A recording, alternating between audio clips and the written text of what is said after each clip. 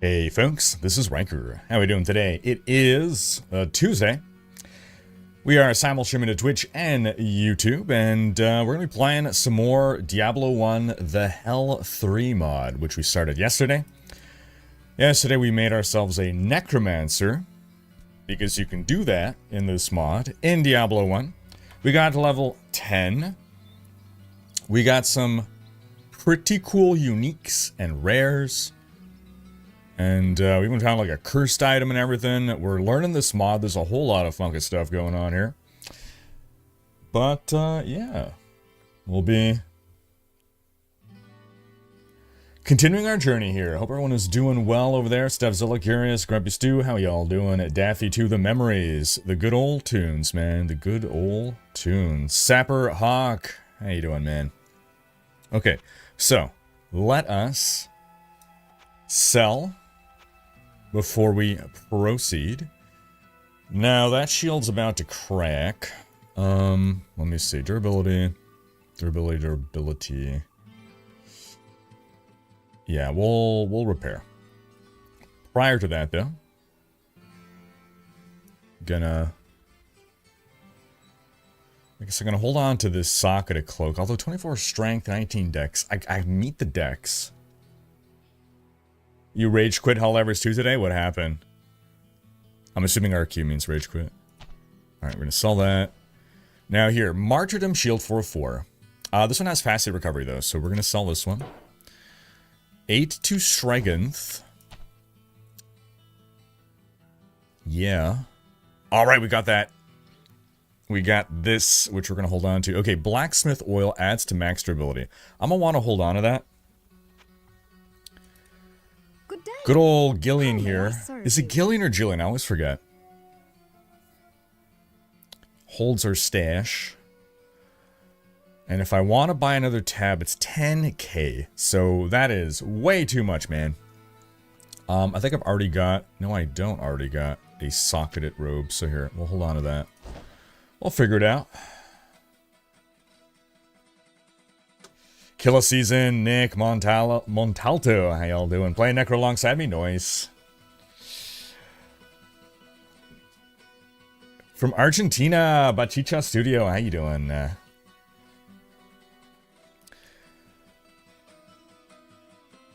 I'm sure this game does have multiplayer, right? Good morning, Colors Doodle. Can I play a character that can dual weapons? I actually have no idea. Can you?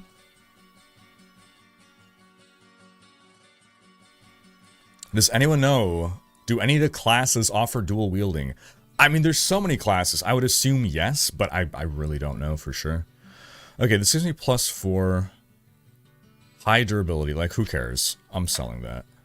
These, though, are uber precious because these are permanent buffs to durability.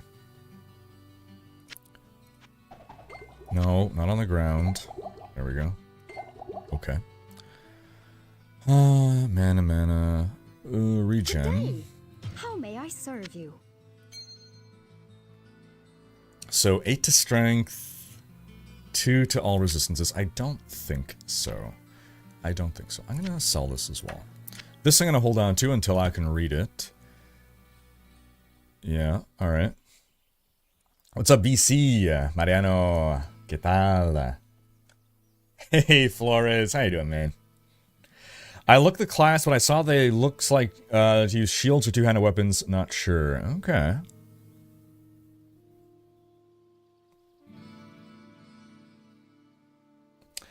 Yeah, Curious. That's what's gonna happen, ain't it? Relic of Lightning Wall. Interesting. Mana Shield. Potion of Mana. Oil of Repair. I mean, yeah, we'll hold on to that. Okay. Well, here. I guess we'll... Nah. Look, I'm never gonna use these. Hold on to those. Okay, gonna sell all this. For a paltry amount of gold. Paltry, I tell you. Greetings!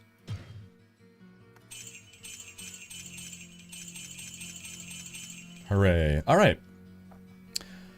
once more onto the breach. Although, let me quickly check if Adria's got...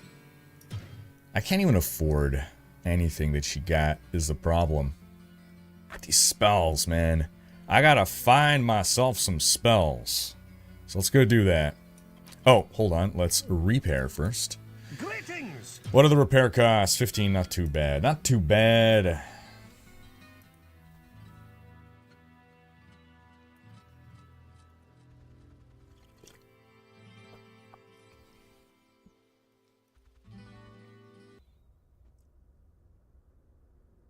Okay. So again, we are playing a mod. It's a total conversion mod. And one of the main things it does is add like 80 billion classes. There's so many classes to pick from. So I'm playing a Necromancer. Which, you know, normally was not in the game.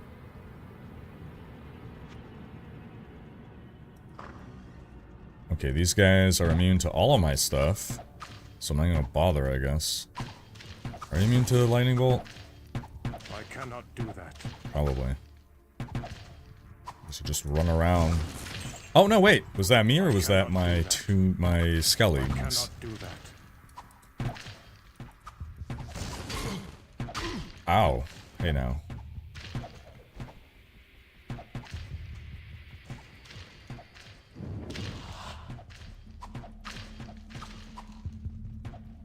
Oh jeez, I didn't see him. There's so many. There's actually a lot of these guys. Oh boy. So I'm running around and not fighting back because really, I can't do anything. All the spells that I cast, they are immune to, so I have to rely on my skeletons. Take care of them.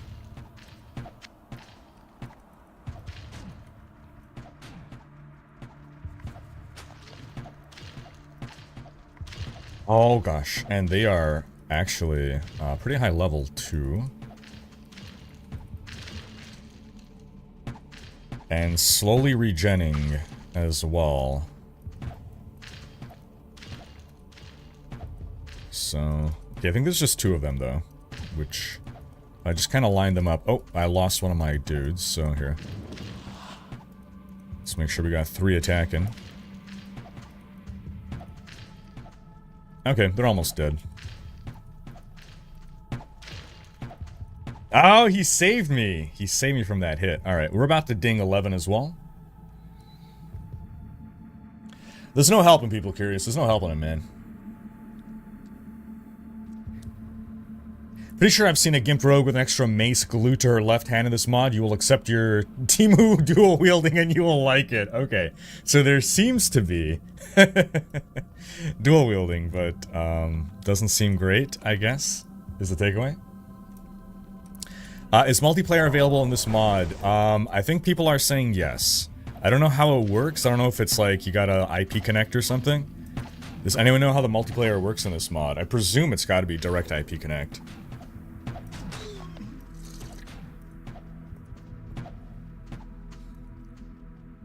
There's no hiding. Oh god, that scared me.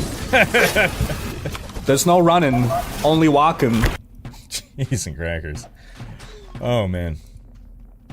There's no hiding. There's no running, only walking. Ironically, there is a little bit more than walking in this game. It lets you run when out of combat, which is nice.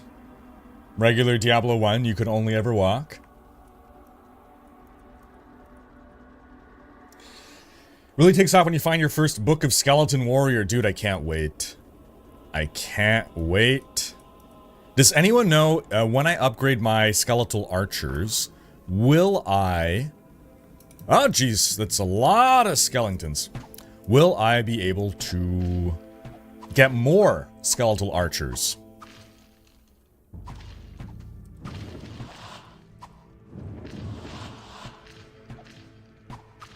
Come on, get him. Get. No! Save me!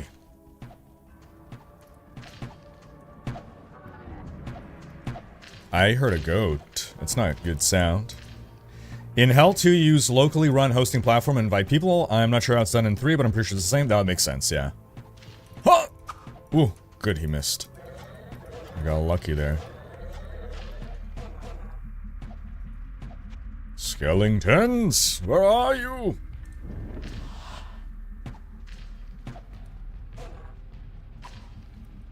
Diablo 1 remake would be sweet. Hey, currently there's... Ow. Hey, that is indeed what I thought it was. Currently... The Darkening of Tristram, running in D3.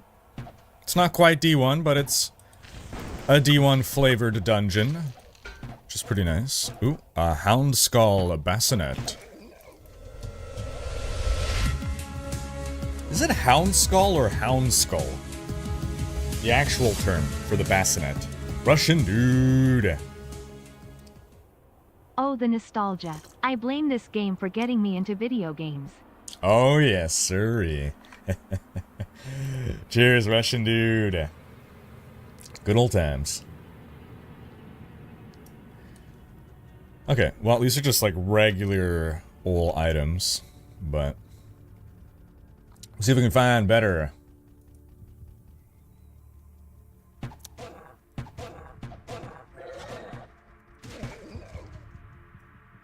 You sugared your fries instead of salted them. Aha. How did that turn out? I cannot do that. Oh! Oh, God. What's up, Bromass? No, that's more. Okay, so I could hit him with fire.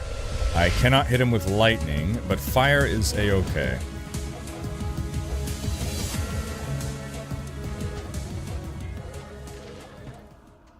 Hope you're staying warm. EH. Patient 0, 6 to 4 months. I'm staying nice and toasty. How you doing, man? Appreciate ya. Missed. Stop it! Terror Clan. Got him. Oh boy. Fencing me in here.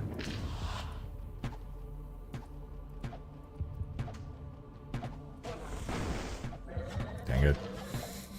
This 5-second cooldown is killing me, man. Oh my god. I cannot do that.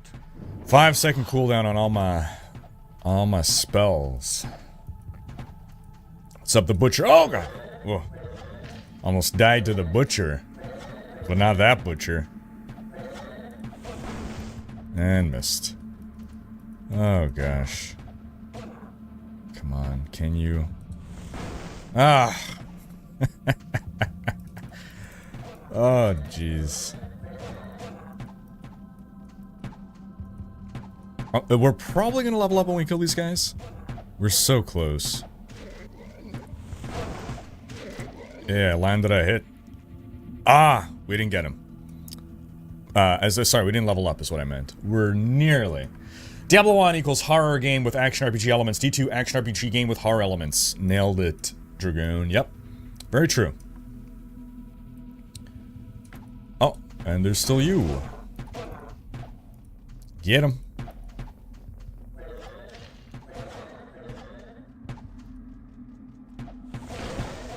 And I missed. Okay, he will get me to level 11. Nice. Alright, now we're getting those 11 points. Okay. So. I was thinking of buffing my minions. Now, I don't think I need armored minions right now.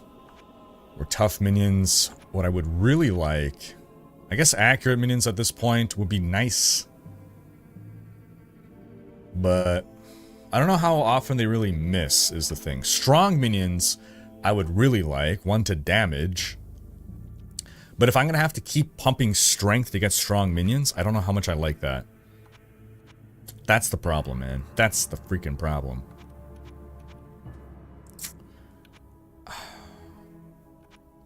+1 to damage. They are doing 11 to 23 damage. So it's like a 7% damage increase. Is that really worth it? I don't know, man.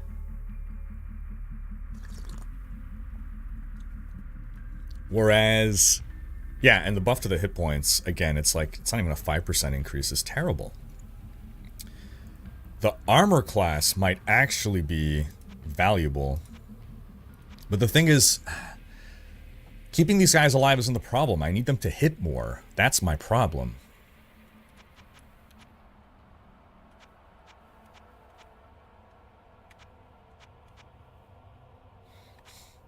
One to armor, though, seems pretty dang strong.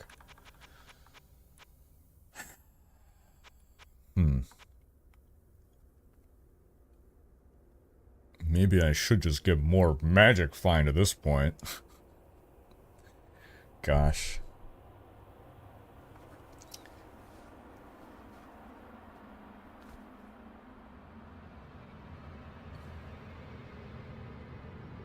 Spicy, sugary fries. Hey, it's not so bad. You know, I've had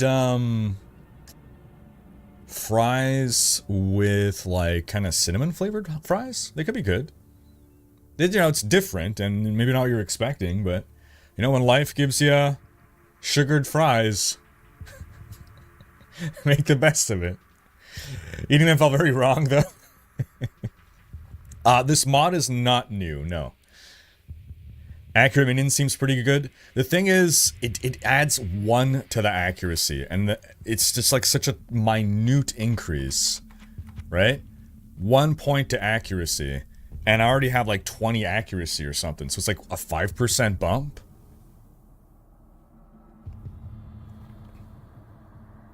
I'm gonna need tough minions? Oh, man. I guess once I get my melee, like, for now, my loser minions, whatever, my ranged minions are just not, they're not tanking for me. So them staying alive isn't really an issue. I suppose once I get, and it's kind of making me want to just invest into, yeah, we'll see. I can get Dodger, 4 to armor class. Steel skin. Get all of these, like, endurance is kind of whatever. The life regen was really nice. Willpower, focus. Well, anyway, here. First off, I need to remember what my spells are, and one of my spells is this. There, block a hit. Boom. What's going to be out first, Star Citizen or Elder Scrolls 6? Elder Scrolls 6. Those are called Freedom Churros. There you go, Freedom Churros. The salted fries. Okay. Let's pray we get some good books here. Relic of Mana.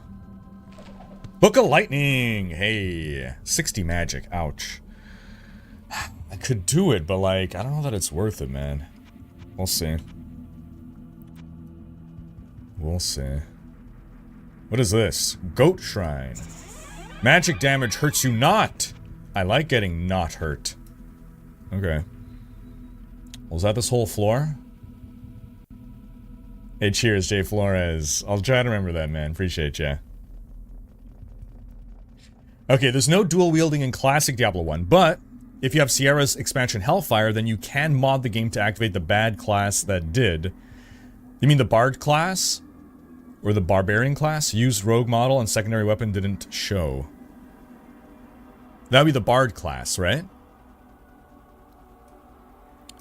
Feels like I've been everywhere. Yeah. I've been everywhere, man. I've been everywhere. So, we're going down to level 5. Here we go. How do I get there? It's over here. I guess I gotta go through here. Alright. Gonna have to... Wait, no, what? Wait, what? Oh. Hey, tavern sign! Oh, good. Ah. I forgot about the quest item completely. Wait a minute. There's gotta be like a hidden entrance. What? Oh, right, Snot Spill. Right, this quest. I totally forgot. You know what? I give you the sign. Screw Ogden. We kill all with big magic. Oh, you fuck! How dare you, you little bastard. I helped you! This is what I get. And you're immune to fire, apparently. I cannot do that. Eat it.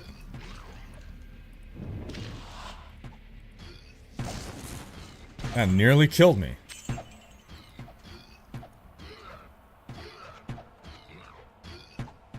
Screw you, Snot Spill. For everything I've done for you. Give you the sign for nothing.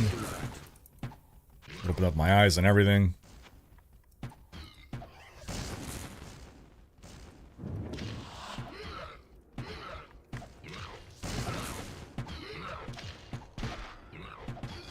I cannot do that. This guy. This guy.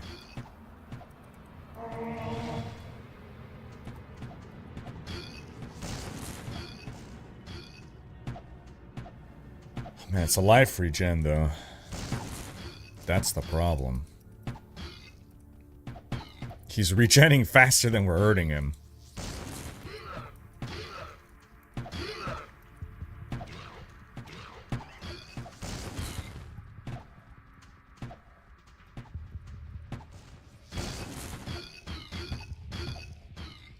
I cannot do that.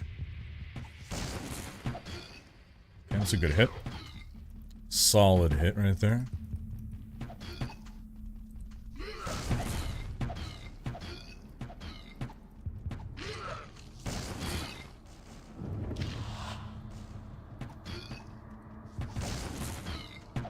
Keep missing with the little ones.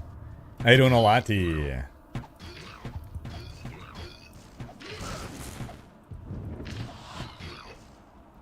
I cannot do that. Ow. I cannot do that. That's still on cooldown. Hey, we got him. Alright. And we got... all I got was a stinking amulet.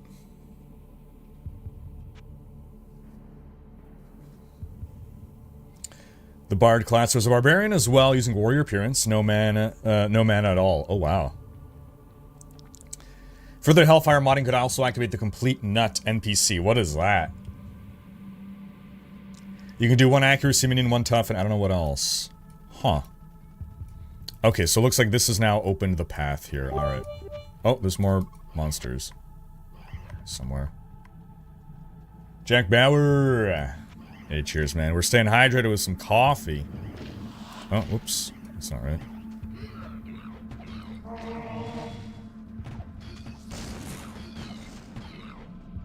Hey, there's more of these guys. Come on. Get. Yeah, I hit him.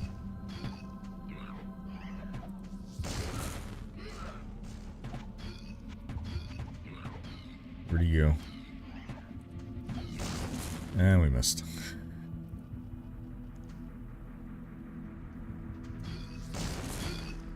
Hit him a bit. My skeletons are not doing a great job, I gotta say.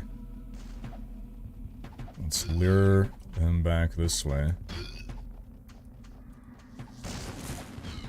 Okay, got that guy.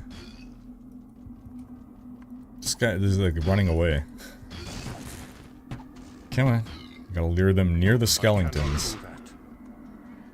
I cannot do I that. cannot do that! Okay, thought there was one guy left. No? Alright. Works. Oh, there, yeah, there we go.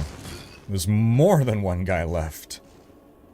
I cannot do There's that. 3 guys left.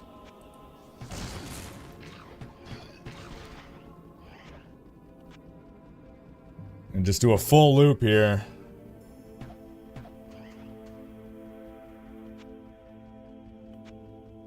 Although I guess I can't even keep up with my skeletons. I hear them shooting at least, so there's that. There's so many more! Huh.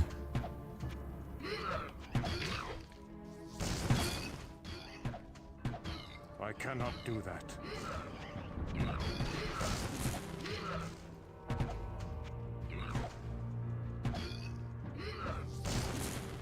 Yeah, I mean, we're gonna keep going lower, and things are just gonna keep getting harder. And my dudes are just not doing enough damage. One extra damage, though, isn't gonna make the difference, is the problem.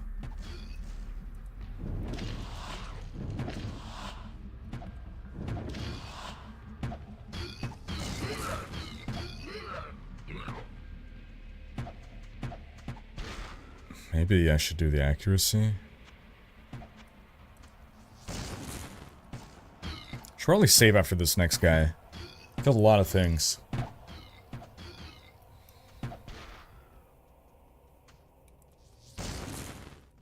Alright, we're gonna save here. Yeah, Yisso's got some nice RP features, right?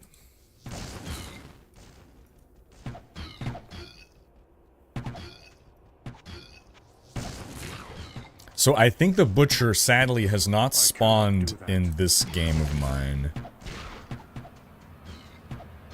I cannot do that. Because normally you find him on either level 1 or 2, and I'm already down to 4. I've full cleared every level so far. Okay, I think they're all... Nope, there's still more. But wait, there's more! They just don't end.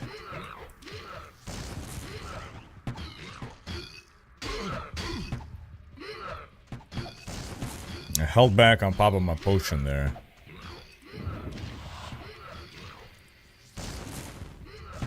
Because I got some life, Jenny. How you doing, Pastori? If you get the Poisoned Well quest, you also do not get the Butcher. Oh, I did get the Poisoned Well. RIP. I would so much have rather gone the Butcher. Do that. Stupid Poisoned Well. What a waste. Good morning, Sir Hammond.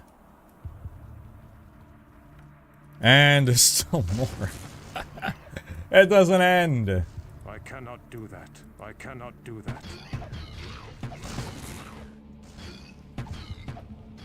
I cannot do that.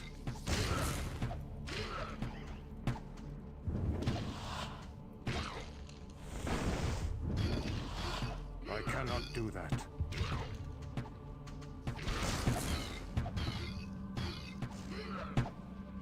I cannot do that. Oh, I should also turn this on. I keep forgetting to turn on my, hit protection. This thing above me means I can tank one single melee hit and take no damage from it. I cannot do that.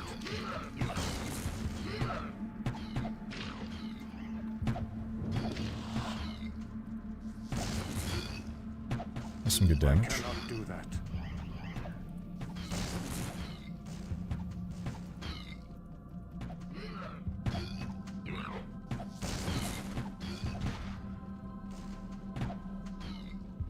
Where's he going?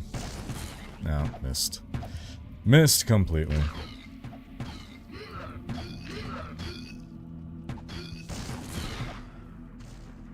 Got him? Got him. You do not get the Poisoned Well quest if you get the Butcher quest. Okay, so it's a one or the other kind of thing. You reckon they could remaster D1 and give it a massive multiplayer endgame to make it huge? Do I reckon they could? Yes. Do I reckon they will? No. At best, we get like a remaster Warcraft 2 style. I don't think they're gonna do more than... I don't think that's gonna happen, and even if it would, I don't think they're gonna do more than that. Like, even with Diablo 2, they didn't, you know... Diablo 2 Resurrected was a significant and well-done remaster, but they didn't add any, like... you know, massive multiplayer endgame stuff. I cannot do that. Okay. So, this is now done. Quest. Well, we've chosen poorly. We should have given the sign to Ogden, apparently. Oh, this is May ominous. the spirit of Arcane protect me.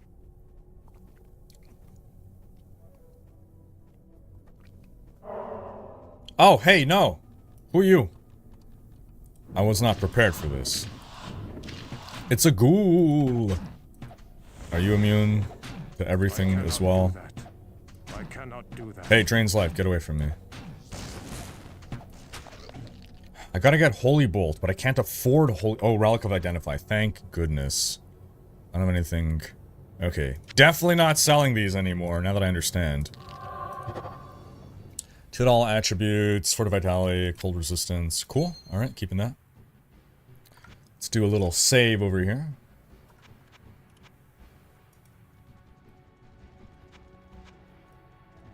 Alright, book. We got a book coming up. Fingers crossed, we're gonna get lucky with our book. Okay, they are shredding our dudes now. Ow. They're shredding our me as well.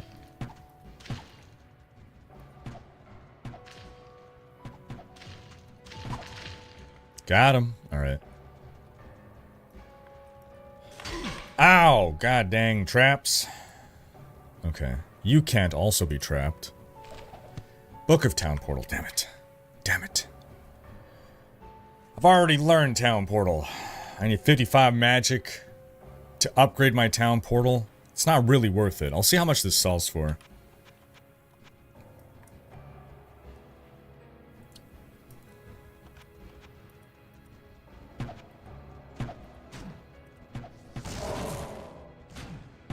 Okay, something there hit something. I cannot do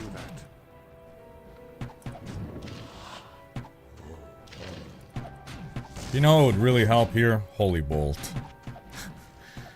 Oh I gosh. cannot do that.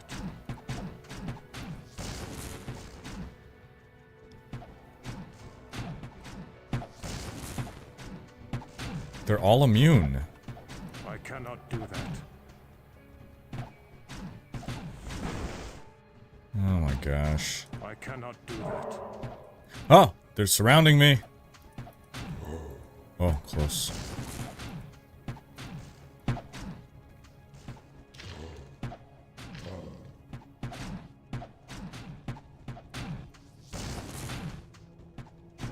I think maybe Pus Froth is not.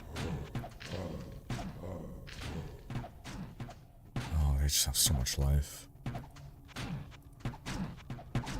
I think I gotta bite the bullet and start pumping their damage. This is just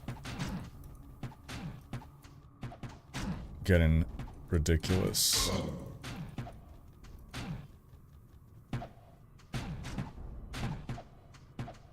I can't do anything, man.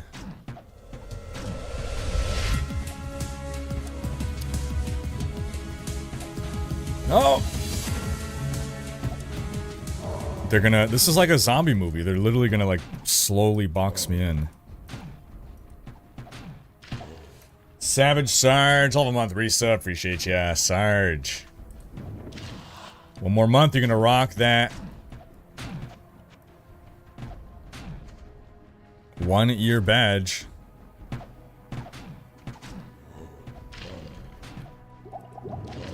Accidentally popped a potion. Damn it.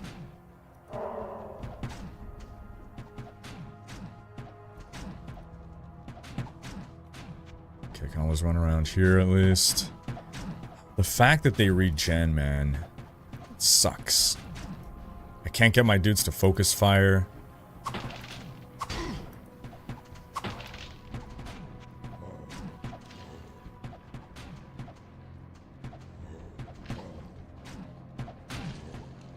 I know I can just all resummon them in the same place. I guess here. This dude's almost dead, so let's try to focus him down. Okay, we got one down. Can we get this guy down?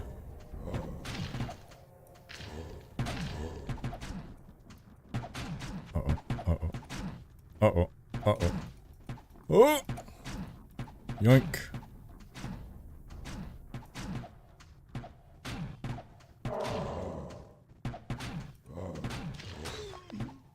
think I heard one die. That's nice.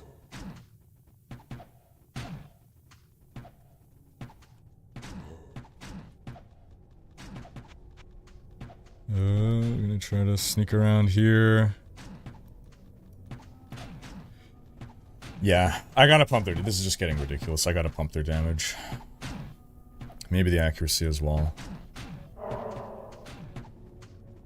It does seem like they're missing a not insignificant amount of attacks. Oh!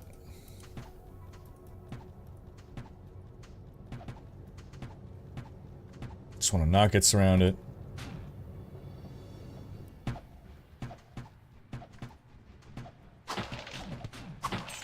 Book of Incinerate. Yeah. Eh.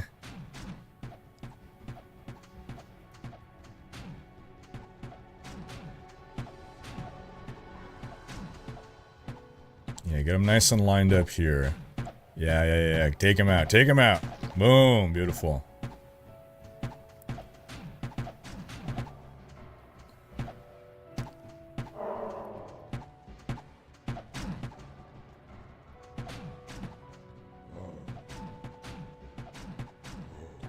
Okay, so I'm gonna start investing some points into them at this point. Maybe want an accuracy to start.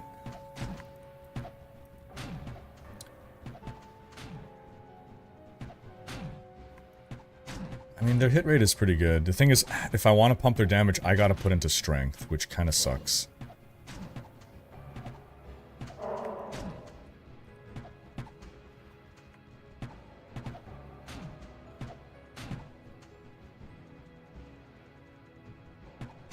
Pus is gonna take freaking forever, man. But I think Pus I could actually damage with this. Yeah.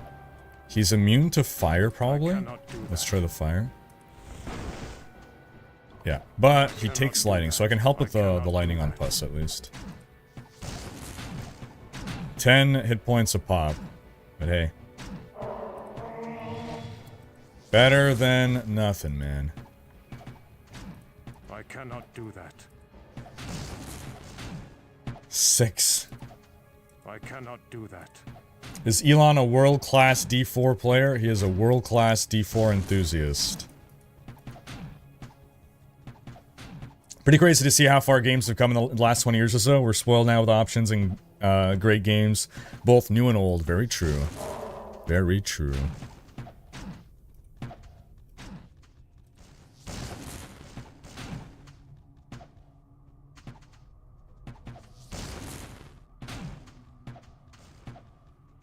I cannot do that. Hossfroth. It's so much life and the life regen. Ugh. I cannot do that.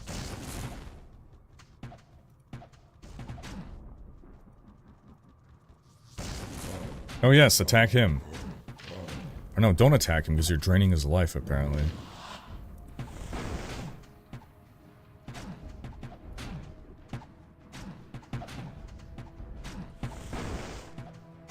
I cannot do that. Okay, it's down about half. It's going. It's going slowly. I cannot do that.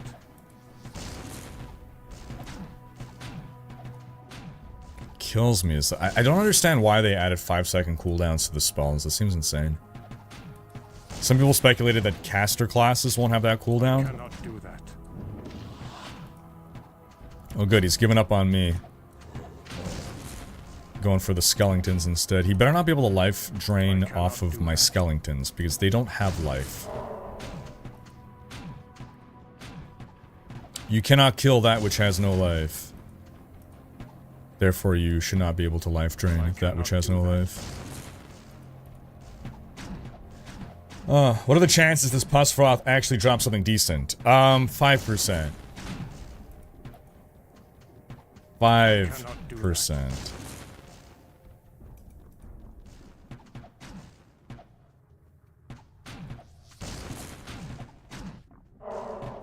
I cannot do that. I cannot do that.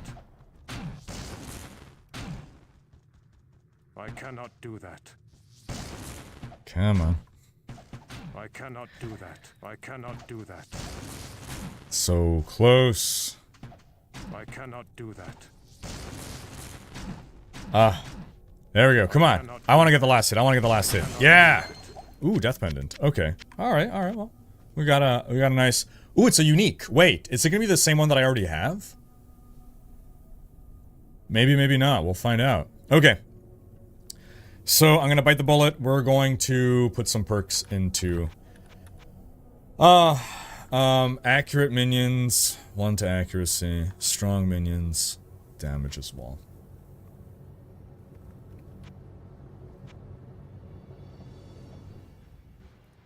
We'll put 1 in here. So I gotta waste points on strength. Was it 4 or 5? 15 I need it, right? 15, okay.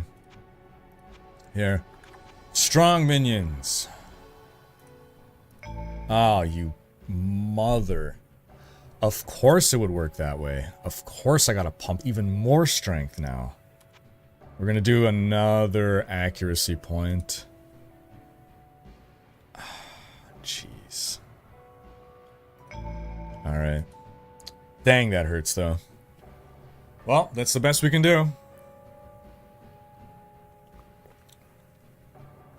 Your Necro kind of sounds like Peter Cullen. Autobots, transform and roll out. As we go into this dungeon. Oh, wrong way.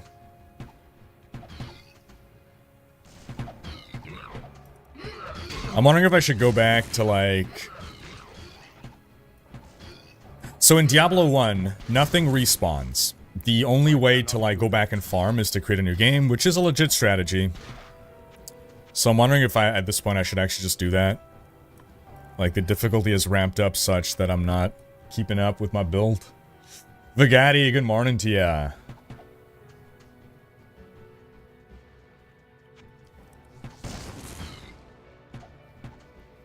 I cannot do that.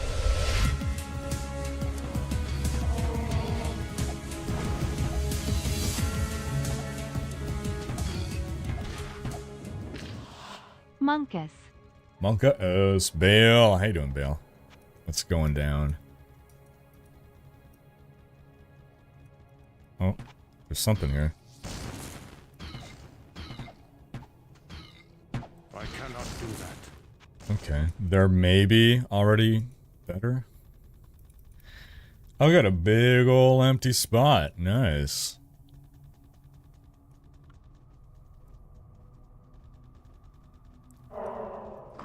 Oh, more ghouls that I can't damage. Great.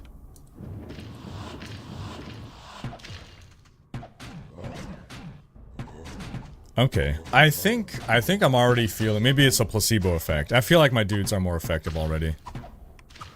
Is it just a placebo effect? I don't really care if they die because I have nothing else to do other than resummon them anyway.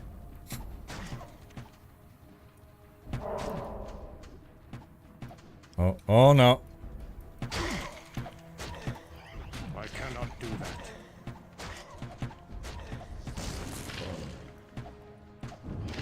This Skull Creeper is pretty weird, man. He, like, disappears and, like, reappears. I cannot do that.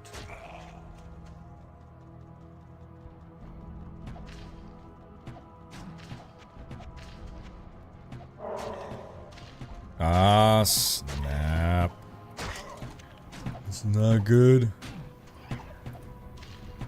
Yeah, get this ghoul, get this ghoul. No, get the ghoul. Yes, good. Oh, not this guy.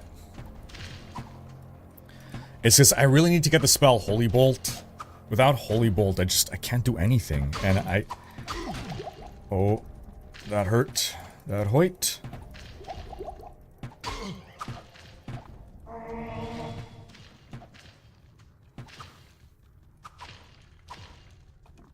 Oh, that's not good.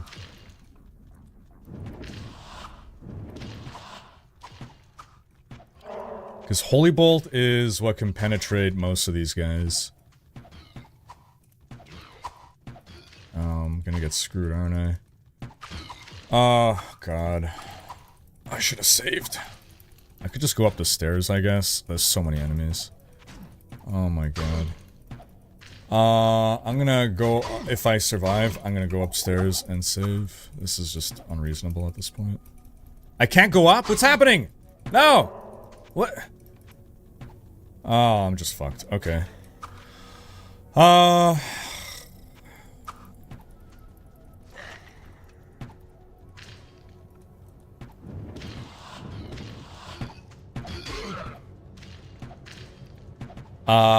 I think I'm just gonna, we're just gonna farm. We're just gonna farm.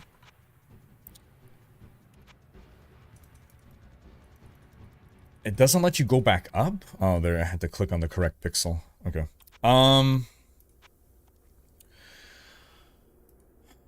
It's fine. Still got the... Ah, fuck it, I don't care. Okay, for 5.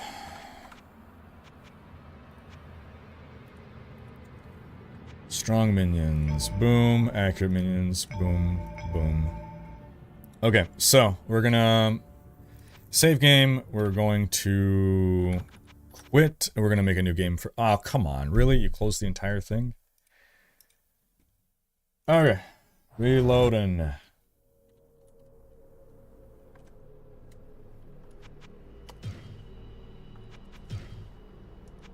New game.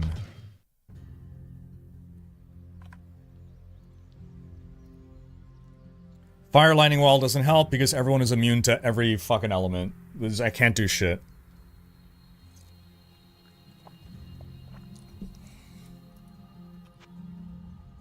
Alright, we're gonna do this. There we go. Alright.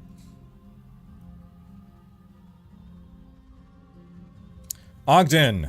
Thank goodness. I brought back your sign. Welcome to the tavern. Oh, no, wait. My bad. This is a new quest. This is a new game. Right. Okay.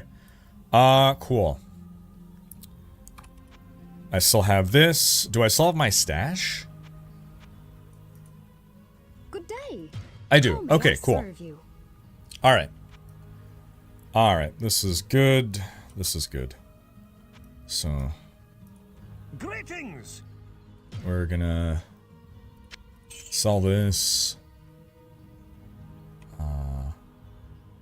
Sell that. Hold on to that. Hold on to that. Hold on to that. That's pretty good, actually. Hold on to that. Sell that. Sell that.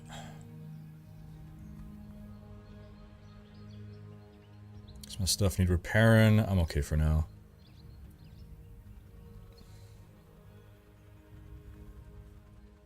Good day. How may I serve you? What's that about reading in German? Alright, boop. And I might need to actually start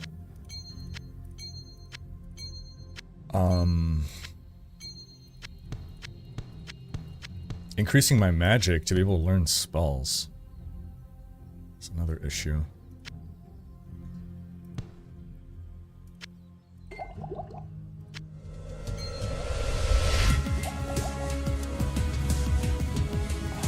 Don't think I need to talk to anyone else before diving in. We can go check Adria real quick. How's our gold doing? Good friend. 3k. It's not enough to afford anything, really. Alright, we'll dive back in. Grumpy Stew, thank you for the gifted sub. Okay, and we're gonna see, do we have a butcher in this game? No butcher, because there's no corpse. Rip. Alright. Oh, the webpage was in German. You're right. Yes, that was a German website. Good catch, Garrick. Yes. Well, this is new. Everything is green. Okay. Wait. Oh, come on. I do not have a spell ready. Here. Get him. There we go. Boom. Alright. Now we're doing damage. F2, F3. I guess I'm gonna start smashing all these at this point.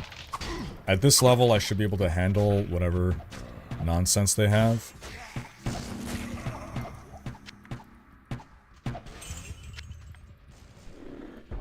The sanctity of this place has been fouled. Ah, good old callouts. All right, already we have a place that we can get a book. I'm gonna play Little Cavalier, being only on a pretty low-level dungeon now. How do I get there? I want to get there.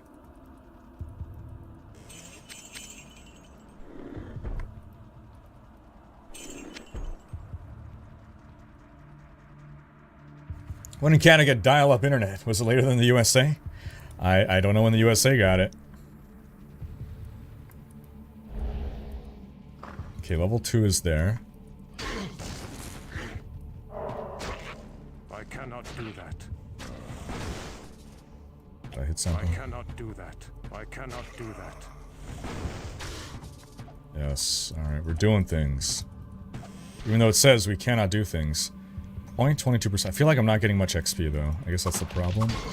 But I'm doing this more for the drops, I suppose. Happy Tuesday, Grumpy Stew. I did not watch the thing from Olsen Studios. I read a little bit there, some part of the announcement or something.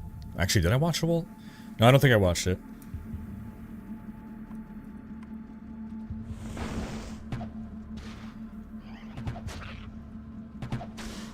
There's so many new unique items in this version. Ah.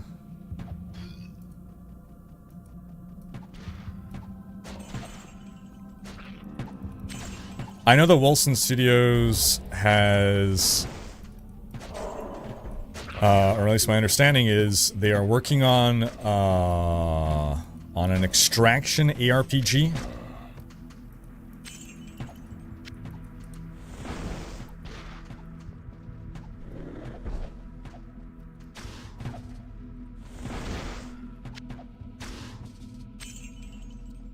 They seem to have separated into 3 branches. One is to work on their AAA quality game, which is the Extraction RPG.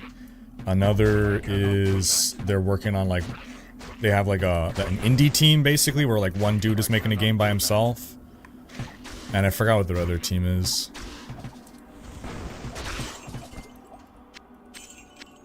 I'm very guarded in my expectations of Wilson Studios.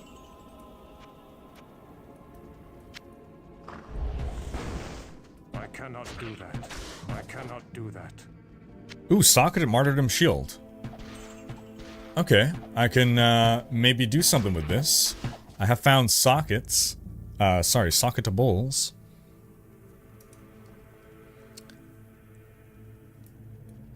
I don't have Paramount Plus.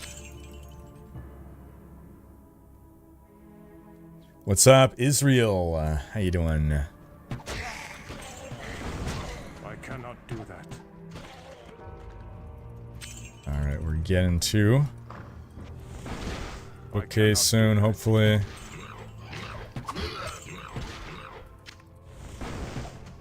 I cannot do that. I guess I can just hit things with my stick at this point. I should have, like, enough. No, it's not much damage.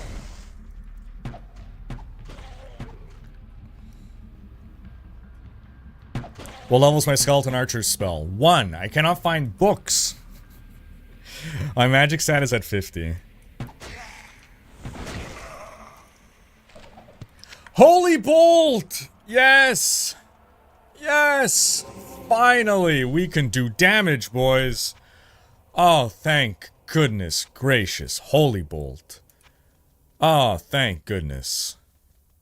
Finally, we can bypass all this stupid...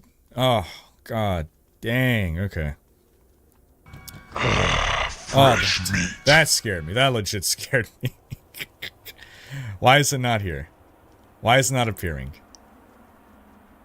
Hold on. Oh, it's here. It's here. Okay. You are my new F2. Boom. Okay, this only works against undead, though. So, let me, here. F1, F2, F3, F4, F5. Okay, no more firebolt. That's fine. That's fine. Okay. Thank goodness for Holy Bolt, man. Will the Habs make the playoffs this year? I gotta believe. I gotta believe. You just finished writing a book. Tell me about the book. Nick Montaldo has 4 archers. I have magic 74 and spell level 2 for archers. I'm not sure if it's the spell level or the magic scaling that give me the 4th. Interesting. Interesting. Okay, it's good data. Good data. We'll see what comes first for me. Whether I get the upgrade. Oh, I hear a Zombor.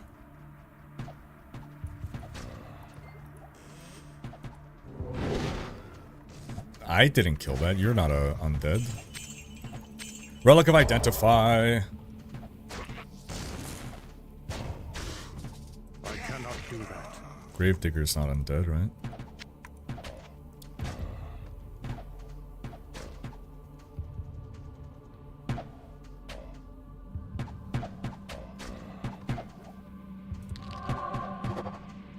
Armor against demons. Gonna hold that to use against, like, Diablo or something.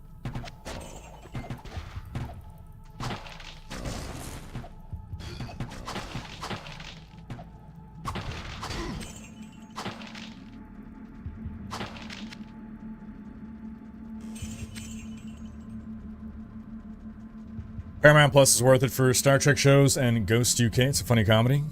Ghost UK is a funny comedy? Why can't Blizzard do the things to D1 these devs did? Why can't Blizzard do the things to D1 that these devs did? To D1? I cannot do that. I cannot do that. I mean, in short, any question about, like... I cannot do that. I cannot do that. If the bigger implication... the bigger question is, why can't modern Blizzard make the same kind of games or that I made in the past or stuff like that? You gotta remember that... What is Blizzard? I cannot do that. Is what you should ask yourself. What is Blizzard? When you talk about Blizzard, what are you referring to?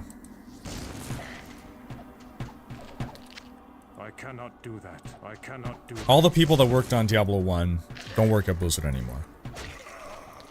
Haven't for a long time. No. No! No Even he says it. No! So, what is Blizzard? Is Blizzard the corporate brand? Is Blizzard the people? Is Blizzard the franchises? Is Blizzard an ethos? What is Blizzard? Once you can answer that question, then you can answer very easily why can't Blizzard do today what it did in the past.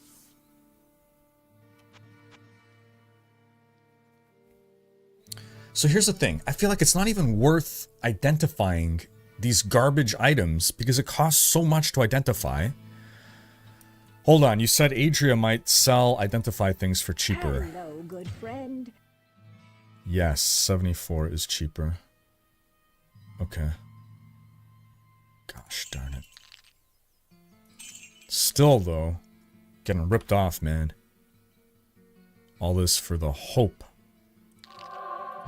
13 to mana. Garbage. Terrible. Terrible. I was gonna sell for nothing. It was a waste of money. God dang. There's no hiding. There's no running. Only walking. I love the pain, Joseph. I love the pain. Kisk saying, I think the issue with Blizzard is the dev teams are way too large. So much churn with that many people and your costs skyrocket, so there is pressure to ship to end that spend. Yeah, it's a good insight, Kisk. I do agree. I feel as though the D4 team in particular, because people are like, you have like an army of like 400 people. Why can't you, produce? Why can't you do things faster? Why can't you do things? A small team is agile. A large team has to, everything takes longer because there's just so many levels of leadership and bureaucracy to go through. Like, calling a meeting when you're 3 people, when you're 3 devs, it's like, I just go over to Jim's office and I call over Bob. I'm like, hey, let's have a quick powwow. 10 minutes, talk about this, boom, we're out. You gotta have a meeting in a giant team. It's like your whole day is just dead. The whole day is a write-off. Get everyone together, get all their schedules organized, get them in the same room, get everyone settled down, present, whatever. Like, it's a nightmare. So everything just takes longer because you got to pass information on to multiple people. Got to make sure everything is coordinated and working together. This is what RPGs were back then. It was to people be put through this stress. There you go.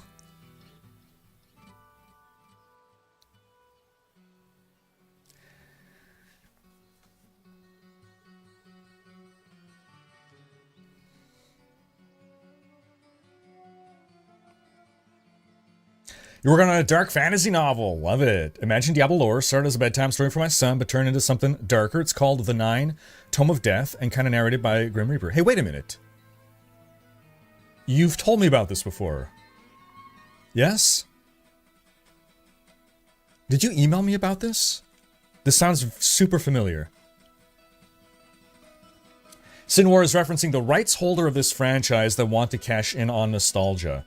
Okay, so you're saying the people that own the rights of Diablo 1 or Diablo period, who are not the original people who made it, why are they not? Are you asking why are they not like making a Diablo 1 like game to cash in on the nostalgia?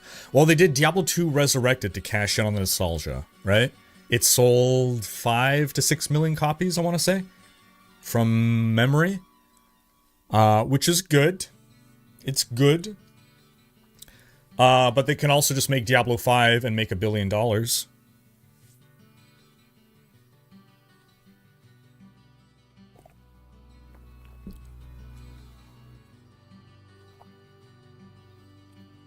Basically, I'm saying if your point is one motivated by greed, as in, like, why don't they do this to make money? Business people are very smart at making money. So they do their market analysis and they say, okay, we estimate that this many people are going to purchase this product, and therefore, how many resources will we have to allocate in order to, produce this?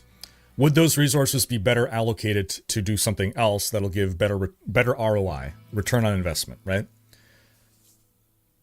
So as much as we fans would be like, yeah, of course people would love this. The question is, how many of us are there, and how much would people really love this? Because we, coming from a place of love and adoration and fandom, tend to overestimate how well something will do in the greater landscape of gaming, because average Joe, 16-year-old Zoomer, is not going to play Diablo 1, ever. He's going to look at this and be like, why is this game so slow? Why does it take you 5-second cooldown between... Okay, this is a bad example, but like, yeah, it's going to appeal to a niche within a niche within a niche. I'm not saying it can't be successful, and there's probably business people that do think it will be successful, but it's a debate. It's a debate, and it's a debate on allocating resources and whether it's worth it, because you don't have infinite resources. I believe under Microsoft, things are more possible now, because Activision's MO is we want to maximize as much money as possible, so we're not going to let you use 10 devs and make this project that's going to make a profit, when you can have those devs be part of a giant team that's going to make a gigantic profit instead. Microsoft seems more okay with letting people make money without making all the money. Whereas Activision was very much, you must make all the money or don't even bother. It's the same reason that I believe under Microsoft, RTS, Blizzard could come back. Microsoft just wants you playing Microsoft games on a Microsoft computer, on a Microsoft service, maybe on a Microsoft console. They just want you, whatever you're doing, you're engaging with their products. They want you to be a Microsoft person through and through. So even if you are in a niche genre, they want to service you. Microsoft supports RTS, Age of Empires, right? Activision? Never. RTS, too much of a niche. Cannot make money like an FPS, like an MMORPG. So no, we are not letting you invest more money into RTS. Even though we know it would make a profit, it would not make enough profit. An RTS isn't going to sell 60 million copies. It's going to sell optimistically 10. And that's not enough profit. Not enough ROI. You are wasting us money if you are not getting the maximum possible ROI. So thankfully, under Microsoft, things ought to be better. Blizzard issues not just the size, but also where they are located in California, not the most cheapest place to live, so they have to pay their devs more money than a dev team in a cheaper state. It's a good point. Cost of living is higher in California. Blizzard pay historically has been below average because it is a pleasure and a privilege to work for Blizzard. There's a lot of devs in California, right? It's Silicon Valley. There's a lot of game devs and software devs in California, and other companies tend to pay better. But yes, compared to being out of California, true, they would save money if they were in a place where it's cheaper to live. Absolutely.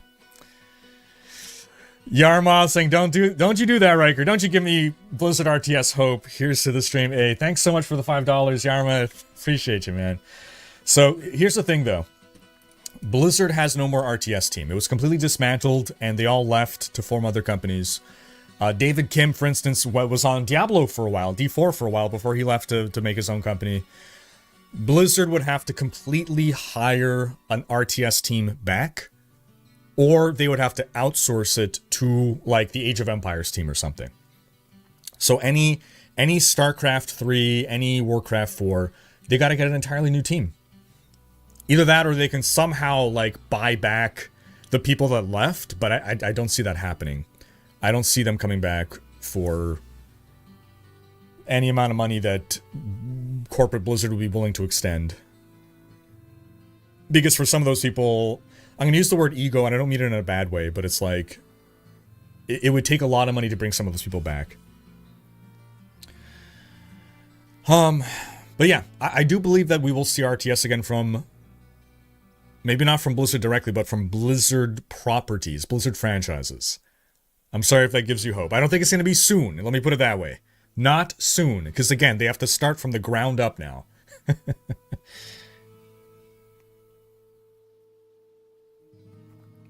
I believe David Revik said the issue with the new Blizzard is that it became too big and too corporate. Yes, that's a big thing, yeah. The culture changed. Blizzard was a victim of its own success. Blizzard could never stay the same because it grew. World of Warcraft was an unprecedented success for Blizzard, and that changed things forever. They had to grow, and their magic formula worked in a team size. Here, let me put it this way for you. My stream is doomed to never get big. Why? Because my formula is I read chat and I interact with you. More so than bigger streamers, because the bigger you get, the more chat there is, and it becomes impossible to keep up with chat. There's a reason that when you look at these like 20,000 viewer streamers, it's all just spam in chat. It's a constant spam. Now and then they'll like respond to one little comment here and there, but you're not going to be able to engage in meaningful conversation back and forth because there's just too many messages. So it's a recipe that works well for a small company or a small streamer. But then when you grow big, you have to change the formula or you just can't grow. So that's what happened with Blizzard. They grew, which it's what they ought to have done, right? You know, it only made sense. WoW was very successful. In order to continue the success of WoW, you bring on more people, you grow your team, you get bigger and bigger and bigger. It's exactly what they ought to have done. Unfortunately, it meant they had to change their formula because having these little powwow meetings You know, they were talking about how Blizzard North, like, they would get into heated debates. They would literal arguments that would almost escalate to physical violence over how things ought to be done. And everyone in the company had a voice. Everyone was allowed, from QA to whatever, was allowed to pitch in their idea and have this vigorous debate on what's the best decisions for the game. You can't do that in a company of 400 people or a team of 400 people. Nothing would ever get done. There's also, of course, you know, like, when things are smaller and more like a family, you can be a little bit more familiar with people. When you become more corporate, you're not as close to each other by necessity. You can't have a family of 400 and everyone knows each other super well, right? So you're not, it's more business must be business. And so you got to be more careful about how you talk to people and what you do. Versus if it's just you and your buddies, you know, you can tell them, hey, that's a stupid idea, dumbass. Like your friends, you know, he doesn't mean it, whatever. You can't call an employee a dumbass. Like, it's not, like, ethically you shouldn't. And yeah, legally you get in trouble, right? You also don't do hot tubs. True. But yeah, so Blizzard's formula had to change through the growth of World of Warcraft. And so Blizzard could never go back to being that, which is why you tend to see people like the Mike Morheims and other people have left Blizzard to try to recreate that original Magic formula of small team, back to making games, less focus on being a company. Please check Diablo's official YouTube channel, Rutro. What's happening here? YouTube Diablo. Marcus Z. I appreciate you, man. Have ever done fentanyl? I have not ever done fentanyl, no. No, I'm a very boring person. I've not done drugs. Okay, what is this? Season of Witchcraft inside the game. Okay, prediction. Okay, we're not going to see it because I don't have this extension installed here. Prediction, this is going to be significantly downvoted, at least 1/3 downvotes, if not 50% or more. Y'all gotta tell me because I'm not gonna see it because I don't have the extension. Alright, Season of Witchcraft. We're gonna go mute our game. So that we can... Okay, I was wondering if the music actually stopped. There.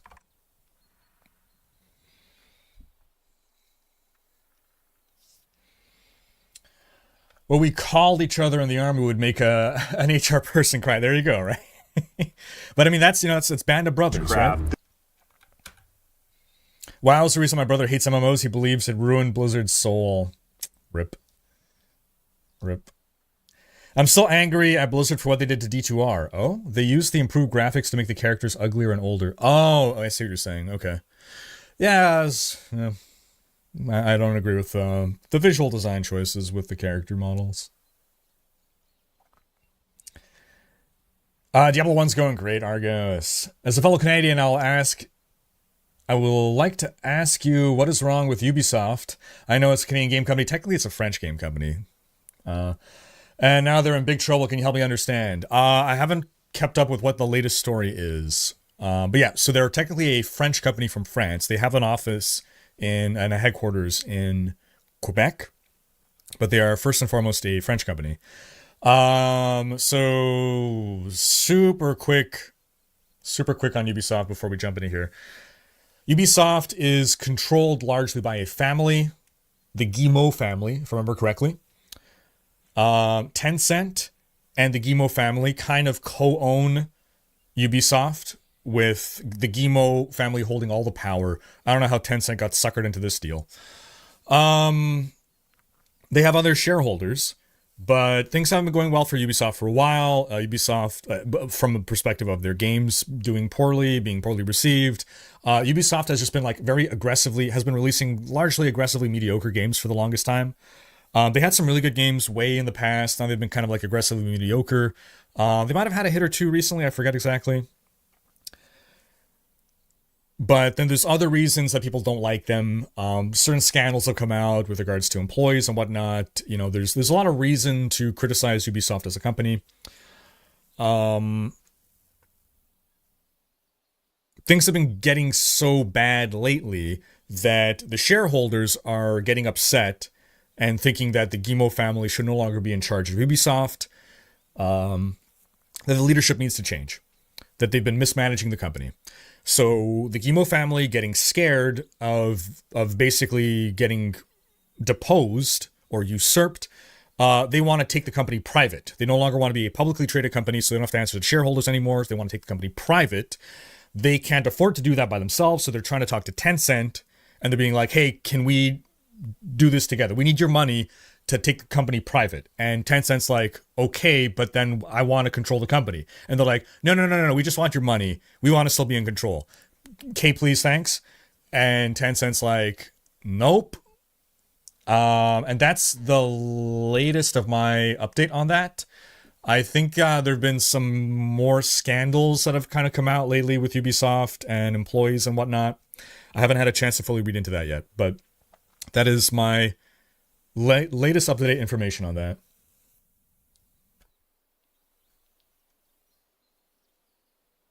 Israel saying, I got a $5,000 little full back piece tattoo. I have no regrets. Nice. Wow. Okay, let's see this season of the Witchcraft. This is the season that begins next Tuesday, 7 days from now, the 21st. Someone has stolen heads from the Tree of Whispers, and it is the Wanderer's role. This is so cool. Look at that, man. I love that. So I would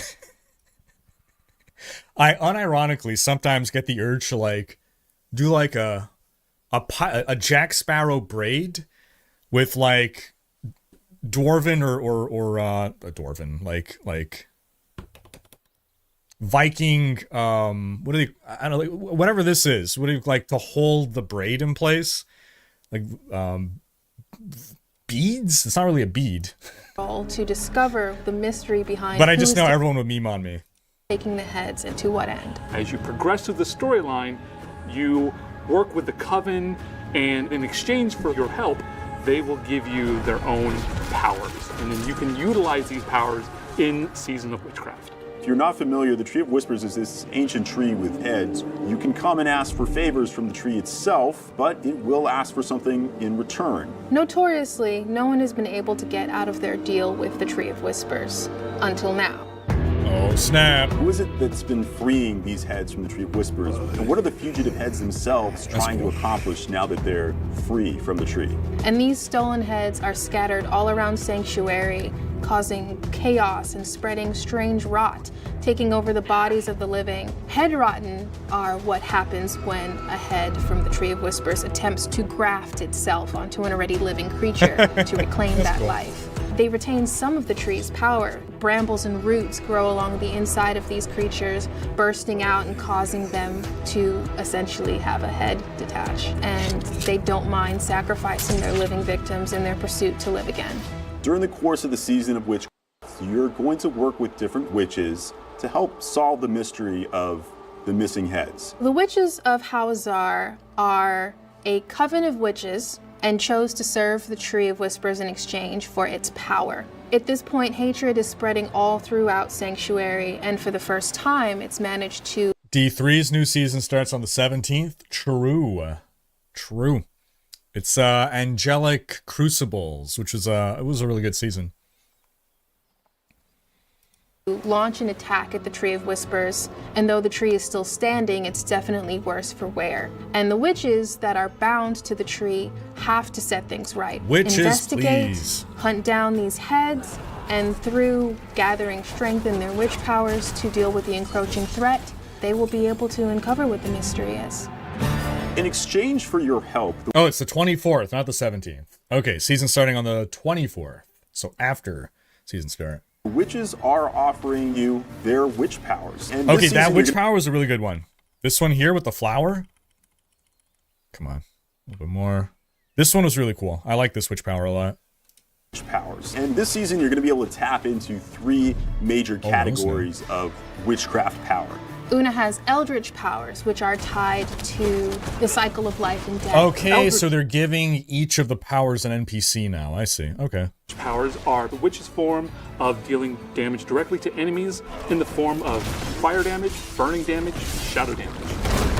Galena has power over psyche, which is illusion and seeing the unseen. Powers of the mind, will, and soul, and they're the ones that protect you in battle. Growth and decay powers are powers of the swamp. Caden deals with the body, disease and poultices, familiars. They're the ones that decay your enemies and heal you in battle. So you might be going for a fire sorceress, for example, and decide that you want to have ancient mystical frogs helping you in some way. These are going to be things that you're going to play with to get new levels of power and unique builds that really are special to just this season. Every class can use every power for every build. There is also lost witchcraft power. I mean, technically true. Every class can use every power for every build. It won't be viable or useful for a lot of them, but you can do it. While you're adventuring. This is a special witchcraft power that exists outside the purview of traditional witchcraft powers. So as players progress through the storyline and they complete Whispers, they will earn a seasonal currency. This seasonal currency is used to, 1, purchase witch Realistically, you would expect Elias to be part of this, but I imagine he's not going to be part of it because it's too, like, main story. And also upgrade your witchcraft powers. How you doing, Iggy? An example of an eldritch power would be a new power, Doom Orb. An ominous orb of pure eldritch energy that circles you and burns enemies with fire damage. Doom Orb gets stronger as you slay enemies and will eventually explode. Doom Orb will also launch itself at enemies if no enemies are near you. So we do have... Okay, Doom Orb, now that I see it, because I read what it did and I'm like, well, this seems useless. It actually looks pretty cool. Some returning fan favorites coming back in Season of Witchcraft. Players who are fans of our franchise will remember some of these powers are from Diablo 3, specifically the Witch Doctor. Fire Bats is returning from Diablo 3. Those who have played the Witch Doctor also remember the Hex skill, the Toad of Hugeness. However, it's been reimagined for... You saw Elias's head attached to a tree earlier? Oh. Oh wait, if it's attached to a tree, I mean, that's where his head already is. Hey, nice, Iggy. All right. Diablo 4 and Season of Witchcraft. This is the Poison Frog Servant. I just think it's adorable, and I want to have a murderous pet frog follow me through Sanctuary. Of all the witchcraft powers, something tells me that players are probably going to be the most excited about Piranha. Oh, yes. Effectively a whirlwind of water and chomping piranhas that will just shred your enemies to pieces. And yes, it does pull enemies towards it. So players will be unlocking and upgrading their various witchcraft powers through performing headhunts. You're going to see that there's an... I actually don't remember what the meta was looking like. It's been so long now. It was like the PTR was like a month and a half ago. I think necromancers were looking the best, if I remember correctly. I'll have to go through my notes again. Area in the world where the Tree of Whispers has detected fugitive heads. The head rotten are there. You need to go hunt them down. When they interact with other monsters in the world of best case scenario, they horrifically corrupt that monster to become a new headless form of itself. Worst case, they actually affix themselves to a monster and become a new boss-like entity that has this ancient rotting head on top of this now puppeteered body. There is a horror in them, a sort of Frankenstein-esque monster. So they have more humanoid traits, but even stronger powers. Like flaming swords they're going to be throwing at you, or they might be using poison axes that are hurled your way, or even shadow spears that tear up the ground. So these are going to be some new encounters that you've never seen before. As you perform various whispers in the area, hopefully you see briars out in the world. These are going to indicate that there's a head rotten there. If you manage to successfully take down one of the head rotten and claim a fugitive head, this can be returned to the witches at the Tree of Whispers, and you're going to get special seasonal Soctables as a reward. On top of that, there will be some new whispers out there. You might have a chance to help a bewitched frog, or there might be a lost... Yeah, you'll never want to use regular Soctables. The special seasonal Soctables are going to be strictly better for the jewelry slots. And we got a blog with the season powers as well. Thank you, Nim. what I want to do is get all the aura witch powers, get all my curse auras on my necro, and just be a walking auramancer. Is it possible? No? Is it not? I think it is. I'll probably go Spiritborn because my second choice. Dance on Eyes Rogue seemed bad in PTR. Rip. Wisp that needs to find its way home. As you engage in these whispers, you're going to get reputation with the witches, as well as seasonal currency that you can use to unlock and upgrade your witch powers. I like so the we've seen a lot of splasher. great feedback from our players on what are the various features that they most want to see in Diablo 4 to make our game even better. One that's come up quite a few times is an armory. When you save a build in the armory, you can take a snapshot of everything currently on your character. Skill tree, Paragon boards, your Season of the Armory, boards, biggest feature, and best all of feature. your gear. Players will be able to access the Armory UI from any major city. You're going to be able to pursue multiple There's a kicking music in the background. different builds on one class at the same time. This can be pretty cool when leveling up, but it's especially fun once you get into the end game. At that point, whenever you find a cool item that, oh man, this is really strong, but not for the build I'm running right now, oh, but you can still use it. You can still save out separate sets and try to pursue getting really powerful setups of very different versions of your class at the same time. I am excited of what it could feel like to constantly be swapping between these different builds and seeing which one is the most powerful. I'm excited for people to just immerse themselves in the season. I'm sorry, I can't get over how cool her hair is. It's just so cool. Like, it's dyed purple, right? It's not just the lighting that makes it look that way? It might just be the lighting. Ah, but look, there's purple in here, right? Did she do this just for this? That's so cool, man. And Me personally, I'm very likely going to be running a companion druid build with the grow power to have a giant werewolf army. Hell yes. we have a quest line that is different and emotionally gut-wrenching. New witch powers, fugitive heads. Dude, I was disappointed in not fighting Mephisto in the expansion. Yeah, definitely a letdown for me. Yeah, after that wolf fight, I was so pumped. I was like, yeah, all right, we're like 2/3 of we're like 3/4 of the way through the story. Now let's go kill Mephisto. And then it was just over, and I'm like, what? Had we actually gotten to fight Mephisto and beat him, as opposed to basically get to do nothing, I would have felt more satisfied with the story. Completing the season journey will give you Dorian the Raven as a pet to use in-game. Our first avian pet. Well. It's radiating purple. Do you expect to fight Diablo in Diablo 4 and Mephisto in Mephisto expansion? Silly Riker. Well, okay. In fairness, I did not expect to fight Diablo. The only reason I did not expect to fight Diablo was because I'd seen what the story was going to be about. I knew it would be about Lilith and Anarius. So I did not expect to fight Diablo, but if I had not seen any of the preamble, right? If I just bought a game called Diablo 4, and I kind of knew what the other Diablos were about, and I didn't learn at all about what D4 was about, I probably would have expected to fight Diablo, yes. New whispers. Really interesting bosses that have unique attack patterns. Uniques, legendaries, and new runes for Vessel of Hatred players. There's a lot to try out here. Some Iggy's saying beating him isn't even necessary. Just fighting him would have been enough regardless of the result. Okay, like, what if we had gone to fight Mephisto? I mean, they could argue that we did fight Mephisto by fighting his wolf form. But okay, let's say we fought actual Mephisto and he beat us. Would that have been more satisfying than not getting to fight him at all? Or like he gets away or something.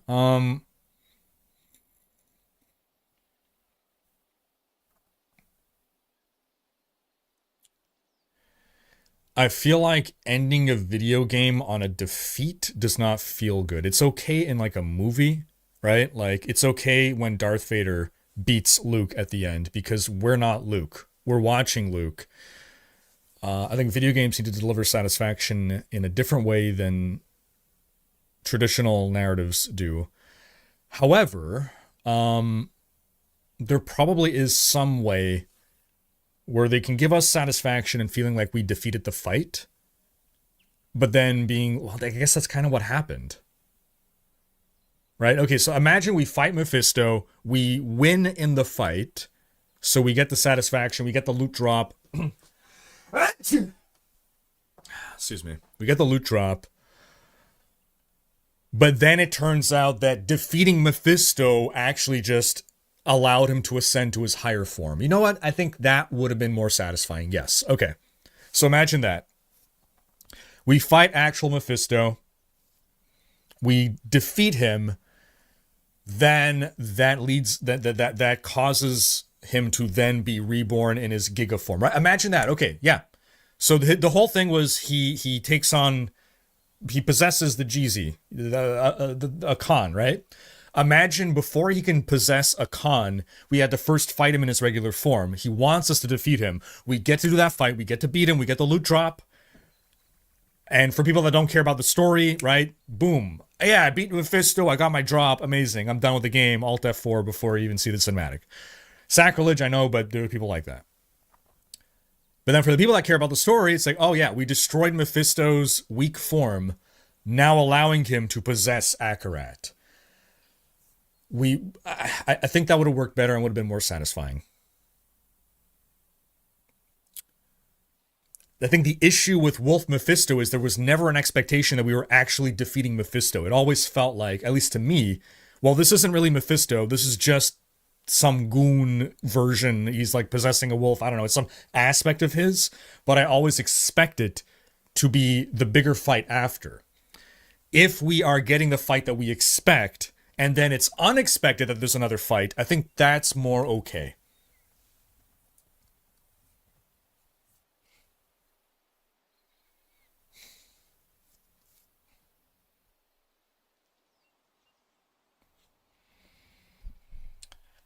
So it's okay to get a bad ending in a video game if it is your choice as a player that got you there. In a game that is linear, it doesn't feel good to get a bad ending. Well, okay, sorry, hold on.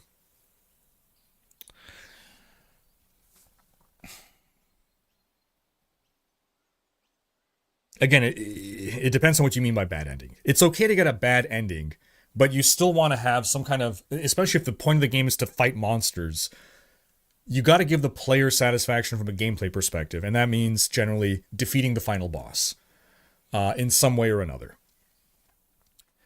Now, if it's a game in which your choices matter, and you make a bunch of choices that lead you to a fight that you cannot win, and you get that bad ending that way, that's more okay, because you know that's your choice. Your outcome based on your choices led you there. And you can play the game again and try to make other decisions to get the good ending. But when it's just, this is what's handed to you, you had no choice but to get this bad ending, and the last fight's not satisfying, then I don't think that's a... there are always exceptions that can break the rule, right? But like, I think as a rule of thumb, probably not a good idea to do. If Lilith had won, would have really been a bad thing. Well, not in my opinion. I'm Team Lilith, and I always have been. Always been Team Mama here. Cyberpunk 2077 only has bad endings, but it does it so well, it's amazing. Even the anime had a bad ending. CDPR just likes to make people depressed, I guess.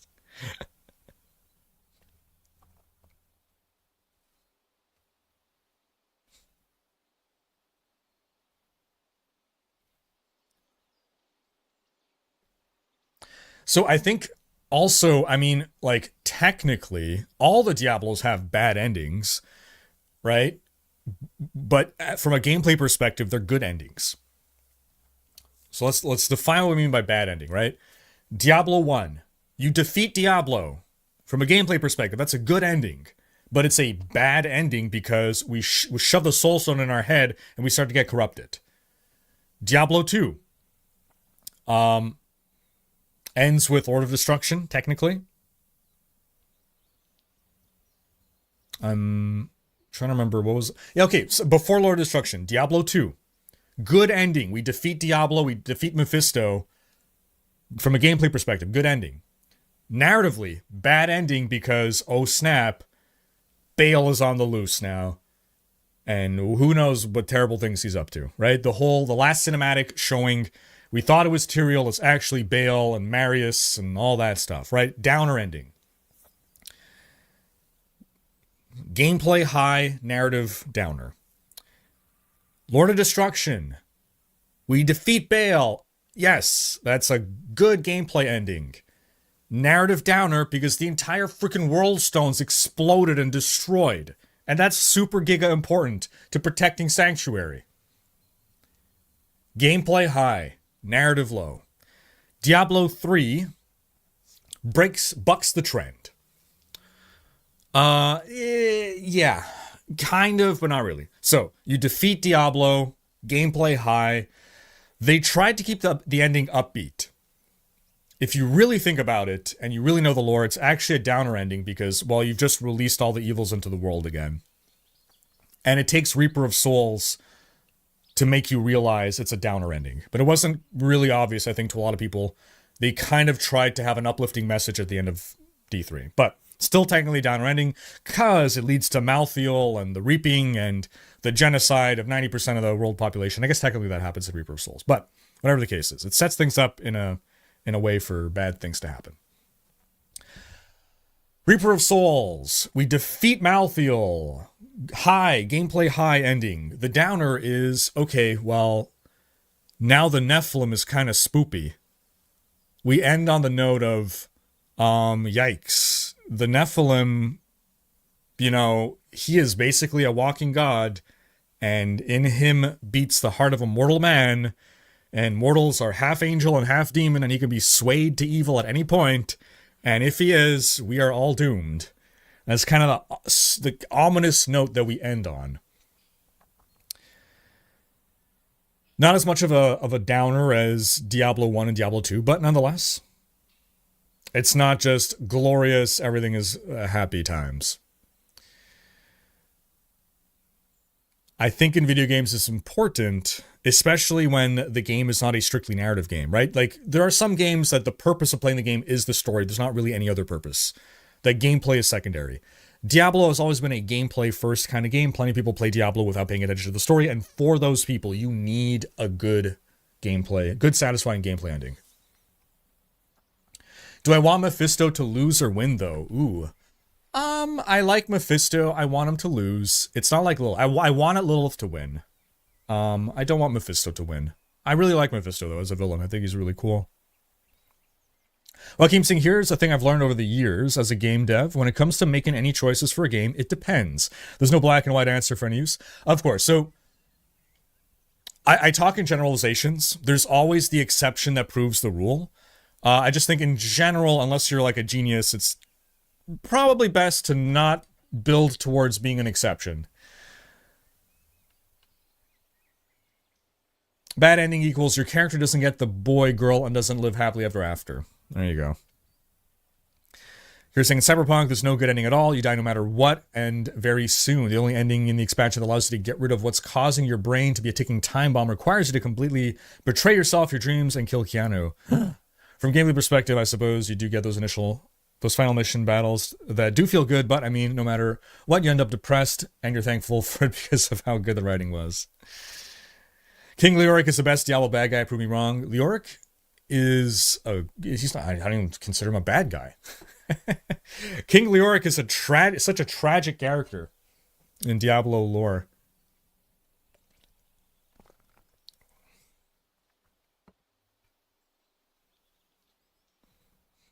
Builds that have never been present before. I'm excited to see what players do with it. I like the key art. Key art's nice. Okay, so we have an accompanying here. Master the Occult in the Season of Witchcraft. January 21st, 10 a.m. Yep. Hey, this is nice. Did a whole graphic this time. Look at this. Production value. Yay. Mind your head. I messaged Adam, and I'm like, y'all gotta get some promo trailer that uses the song "This is the Season of the Witch." You gotta make it happen. It's not gonna happen, but it just... Season of Witchcraft. Mind your head. Heads from the Trio Whisperers have gone missing. Help the witches of Hawazar hunt down the rogue heads as their corruption spreads across Sanctuary. Okay, Witchcraft powers. Harness 25 great powers. 25 powers. I don't know all of them are great, okay? Some are better than others. Okay, Eldridge, Psyche, Lost, Growth and Decay, Occult Gems, Seasonal Socketables, the Head Rotten, New Enemies, Headhunts. This feels like a very good thing to show people who are not going to watch YouTube videos and read blogs, right? Some got nerfed. Well. How you doing, Geeky? Headhunts, Enhanced Whispers, more powerful rewards. Season Journey, Burb.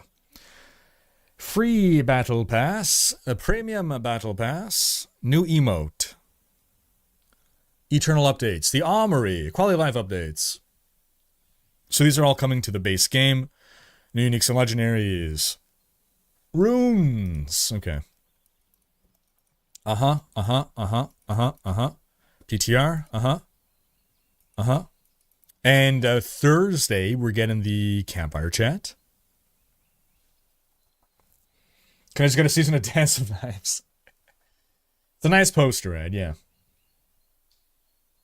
I did play Beelzebub once, Anubis. Yeah.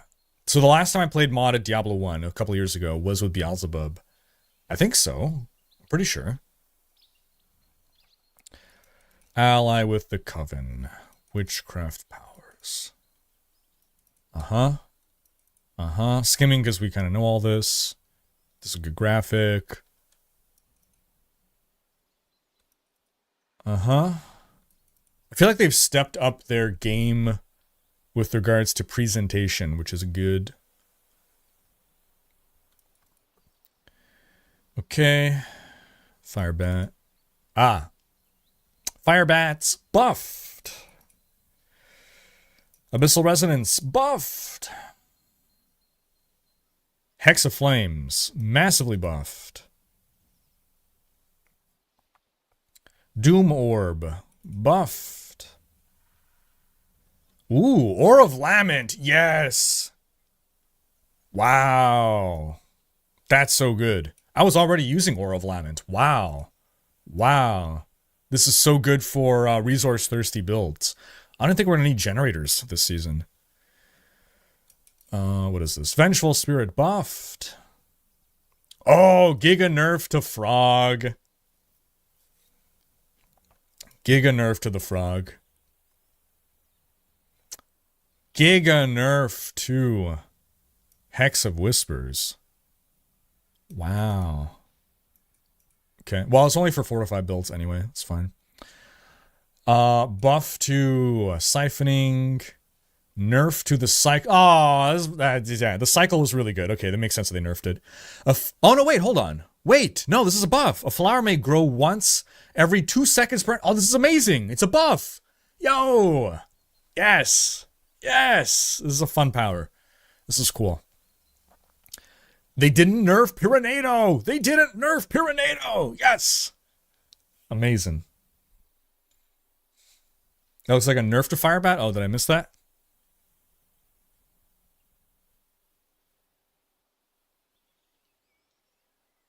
Oh, they extended the duration. Okay. 33% increased duration and 33% increased damage. No, wait. Okay, let's read the whole power. It's attacking only once every 3 seconds. Oof. Okay. 20% total fire damage over 1 total attack. So it's happening less often, but for more damage. It's actually 50%. Yeah, no, that is a nerf. You're right. It's 50% less often for only 33% more damage. Yeah. Shoot. Okay, well, I wasn't using Firebat anyway.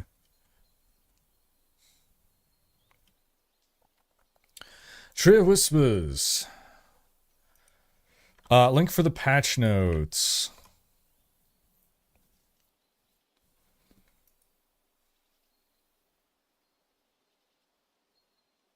D1 is great, man. If you like the classic game experience.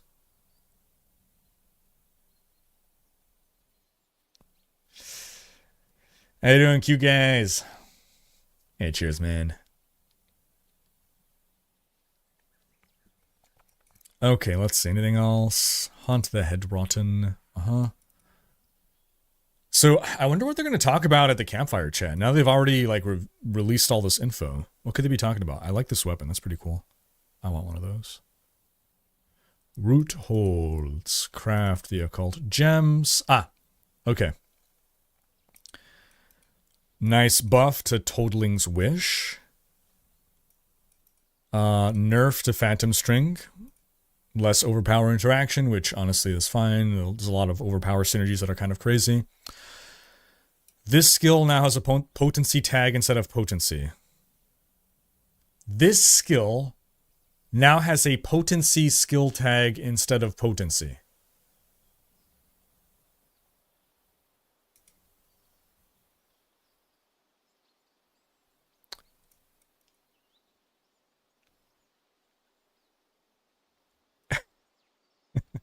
Okay, Elder Sigil, your blah blah blah blah blah blah blah deal increased direct damage to hex enemies. This skill now has a potency skill tag instead of potency. So, to interpret this as charitably as possible, maybe the skill had something called potency that does something, and now it just has a potency skill tag instead. I guess?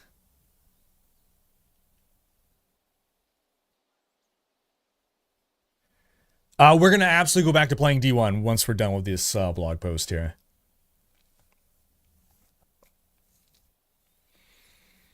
Okay, Witching Hour. Well, you have 3 more Eldritch Witch Power slotted in. Every 1 second, the next core skill you cast gains the Eldritch tag. That is so much more useful.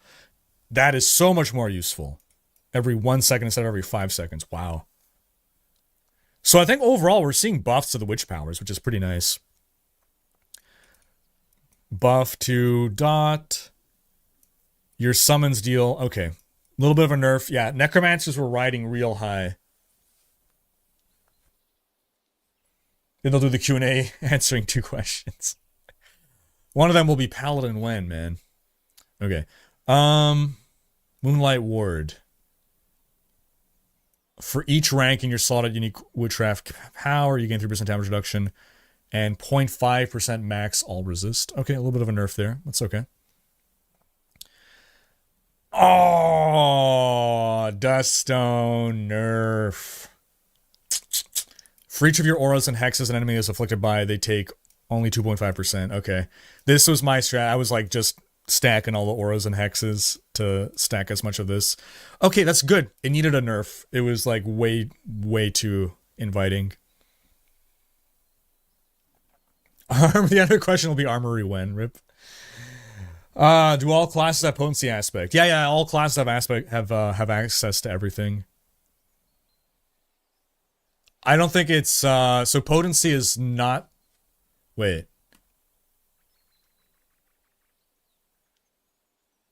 Yeah, potency is something that the witch powers give, I think. I don't think any class has specifically potency as a tag.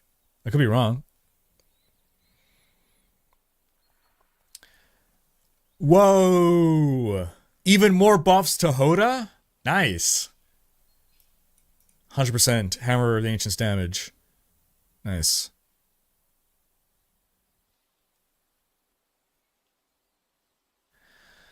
A little bit of a buff here. A little bit of a buff there.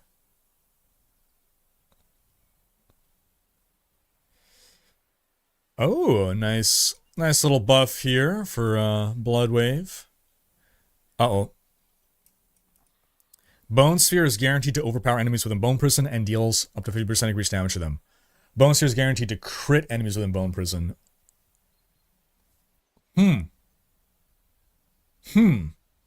Is this a nerf or a buff? Huh. This feels like a buff.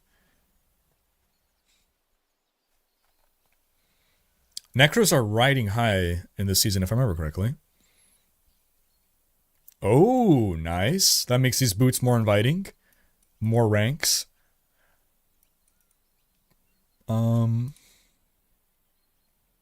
Okay. It's nice. A little bit of a buff to ball lightning. Okay. Armory. Welcome back, Booster is here to stay. Looky that. Looky that. Necros were nutso on PDR.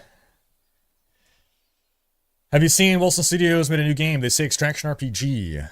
Extraction ARPG, didn't they say, right? I read their thing. I didn't watch any of their video or anything yet, but yeah.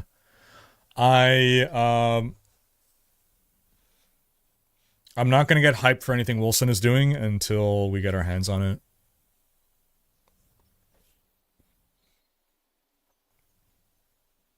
Okay, new runes. Yo, what is we got dinosaurs? What is this mount? This looks like a freaking dinosaur. This is Jurassic Park mount? Dude. Is this even real? This looks like it's not even an in-game model. What am I looking at? The Velociraptor mount. Clever girl mount. Yo.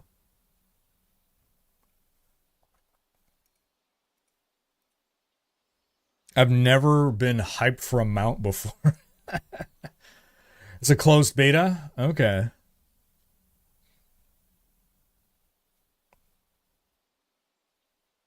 And we get the bird pet. Oh, that's a nice pet. I like it. Okay. New cosmetics. Yeah, they look cool. Community guides, trusted sources, cool. January 16th live stream. Shavo. Hey, how you doing, Shavo? 95 months. Hope you're doing well, man.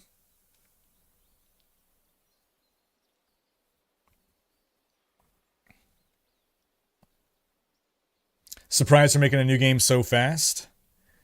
Hey, I mean, it's amazing what you can accomplish when you abandon your other game early enough. All right. Cool. All right. I'm going to go fill up on some water, and we'll come back and resume our Diablo 1 journey.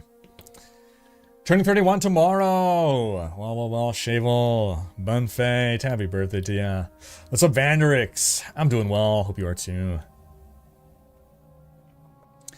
Hype for the 7th season? Yeah. I'll probably be more hyped after the campfire chat. What do you think about the live-action Warhammer? Will you be into that? I'm absolutely going to watch that, yes. I'm not like the biggest Warhammer fan, but I like Henry Cavill. I like Warhammer. I think it's going to be a good show, so I look forward to watching it. All right, BRB.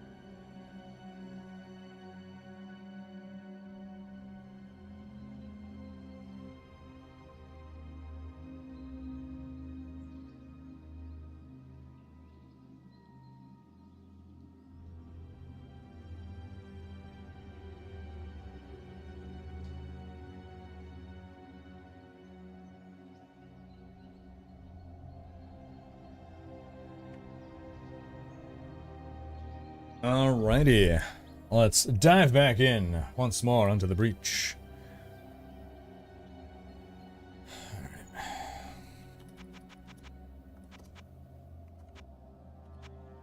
So, I'm gonna sell a bunch of stuff. I think I can sell all of this. Although the socketed one, maybe I'll hold on to. We'll see. What socketables have I? Good day. How may I serve you? Okay, does this count as armor? The shield must count as armor, right? 10 to mana. Melee damage resistance. Resist all. I don't have enough of these. I think I'm gonna hold on to what I got for now. The rest, though, yeah, I was holding on to the boots for the plus to demons. Okay, I'm gonna sell the rest.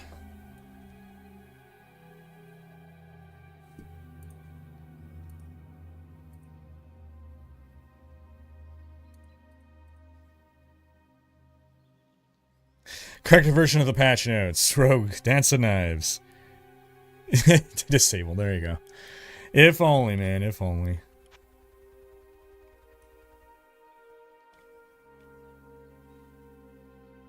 What's up, Sabahatin?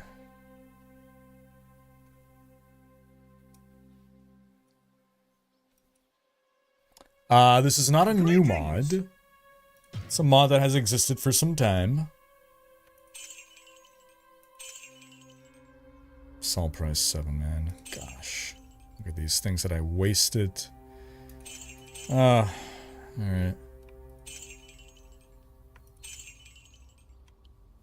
Oil of repair I should hold on to. Oil of Ole.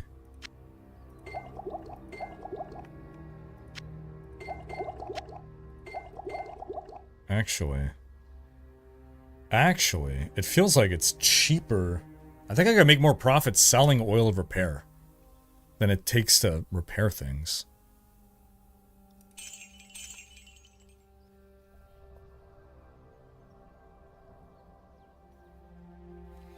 Am I expecting anything big in the upcoming campfire? I am not.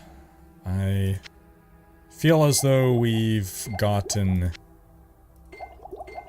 all the information we can hope to get.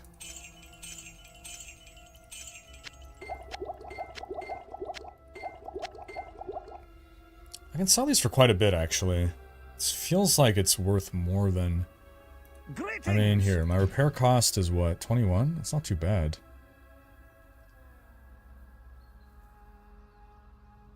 If I wanted to watch Mr. Tim's video, where would I look? Mr. Tim.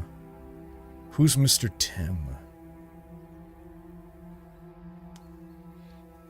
Have you ever messed with the config file in your main folder? I have not. You can modify all kinds of visual stuff, like using OG colors for portals, potions inventory, level palettes, etc. Oh, nice.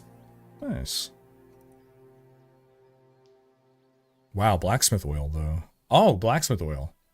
Actually, something I would want to buy. I can't afford it, though. It's my problem. Like, I don't make enough money. I mean, this is hurting my money, right? I'm making 26% less money. But still, man. Gosh. Greetings! I mean, my cost of repair is so minute. I think I should just sell these. Yeah. I'm not taking a lot of hits. I'm not a melee character. These sell for nothing. Greetings! There. Repair.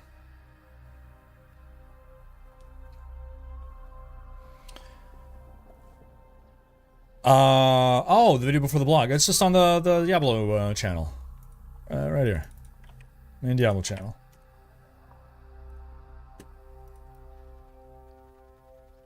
Alrighty, so I got 6 points to distribute.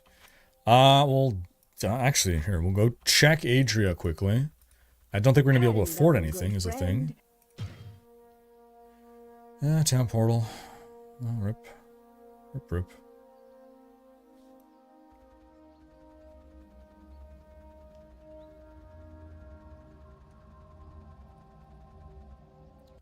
Alright. Book of healing, that's where we were. That's what we were doing. 1, 2, 3.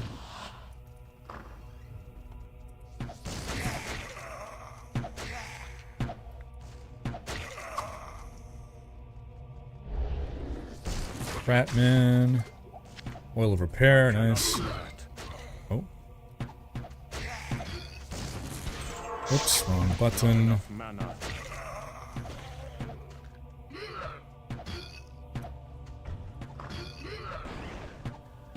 Asdog Firebrander. I cannot do that. You just launch a fireball at me.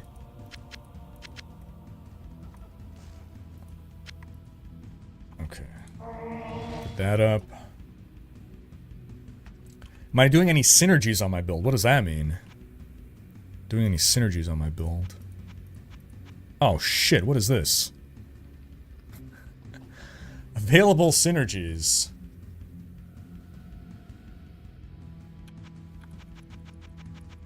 Oh my god. Oh my god. Thank you, Anubis. I didn't even know what this was. Okay. This will give me mana. Your skill at trading, I don't care. Restoration. Regeneration of life and mana gets increased by 1. It's nice. Golden Suns. Amount of gold found increased by 15 pieces. Minion offense. Damage of all minions gets increased by 5. Dude. Okay, I need gain strength level 1 and resistance level 2. This is really good. Okay. Will to endure. Affixes that increase by time. Interesting. Star alignment. All attributes plus 5. Impedance. Reflect cooldown reduced. Oh. Resist chaos. Butchery. Grace.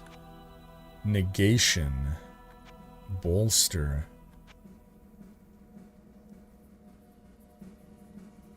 Light fingered. Energy field. Higher education. Yikes. Ostentation. All base attribute limits raised. Wait. By 25. Wait. All base attribute limits. There's limits on my base attributes? Oh, snap. Okay. Well, anyway, I need the minion offense. So I gotta get gain strength level 1 and resistance level 2. Which is weird. Ah, no. I see. Okay. Okay, well that's fine. Gain strength 1. And then... what was it? Resistance? Sure. Okay. I can do that. I can do that. Alright, that's what we're doing. Are those puking sounds? I guess so. I guess so. Game changers. I got none of those. Character stats. Alright, well thanks for directing me to that.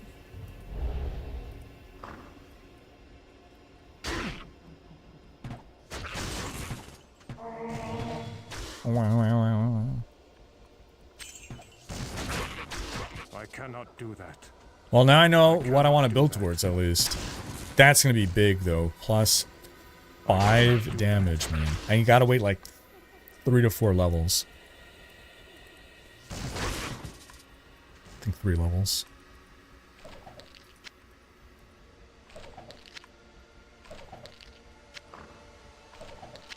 What am I going to get as a book? Firebolt. Eh. Eh.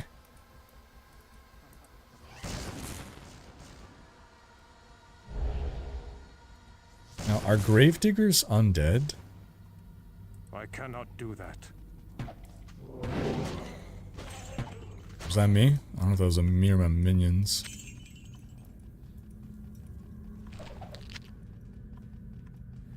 I feel like farming level 1 to get the books is a really good idea. You think Diablo 1 is horrible? Try RuneScape Original? Oh, I did back in the day. I did. I cannot do that.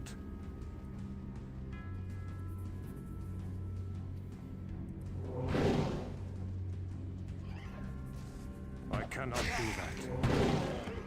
Okay, I think it's not hitting I him. cannot do that. I cannot do that. I cannot do that. I cannot do that!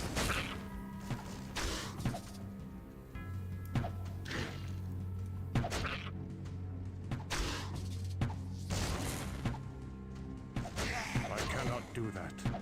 Grave mouth. Does that mean he's undead? It might mean he's undead. I cannot do that. Hmm.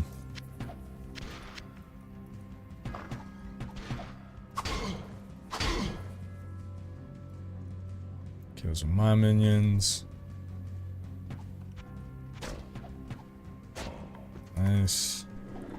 Oh, got scared by my own minion here. Okay. Depending on your class, you have different base attribute limits. Huh. Interesting. Okay.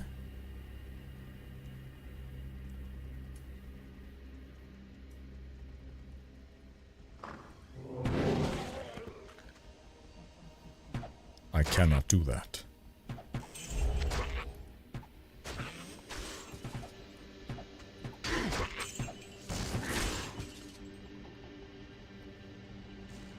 Okay. Am I on level? Still on level 1, okay. Still on level 1.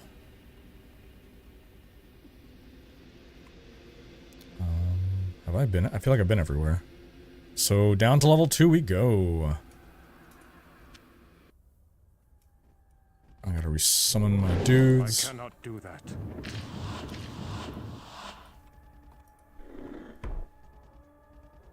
Nothing here. What about around the bend? I cannot do that.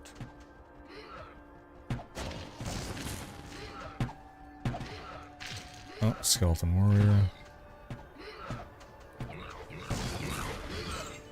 Nice damage there.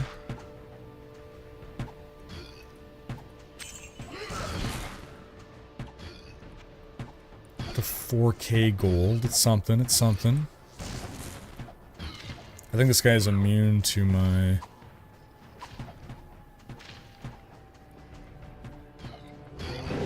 Yeah, that doesn't work, obviously. I cannot do that. Okay, slowly we're getting XP from this. Not a whole lot, but hey, it's something. Just got hit by arrows. Oh, it's an undead. I cannot do that. Yay! Finally, our holy bolt did something. Oh, dudes killed it. Got a death pendant there. I think it might not be worth going for those is the thing. Just because the cost to ID, it's so silly that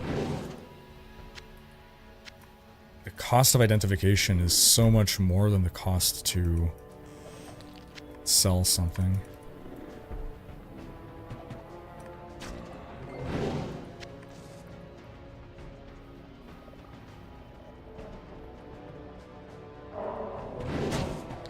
Got him.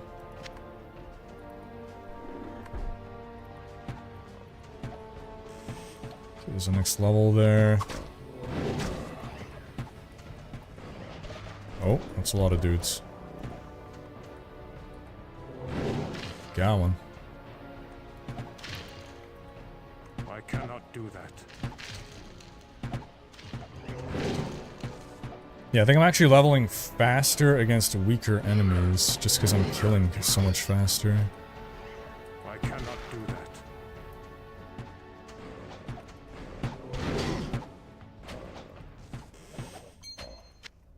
Death pendant here. Oh, that was a lot of damage. That's great. But I dealt to him. Got him! What a sucker.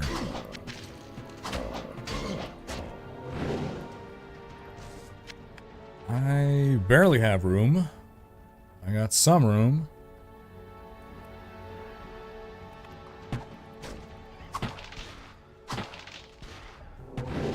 Got him.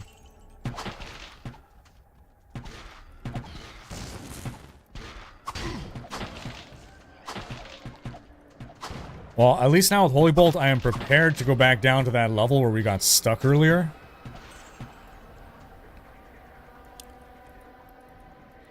Okay. I'm not gonna bother saving shrines anymore. Ooh, Onyx. What does Onyx do? Weapon damage, arrow, damage resistance. Cool. Heiser. Appreciate ya. Wishing you the best, Riker. Hope you've been well, friend. I've been doing great. Appreciate you, man. Right back at you. Did I take any of the modifications of the character creation screen? I didn't have any modifications available. Not for my class. How may I serve you? Okay, so, where is... I thought I found a gem. Onyx, yes, Onyx. Boom. Book of Healing. Book of Firebolt.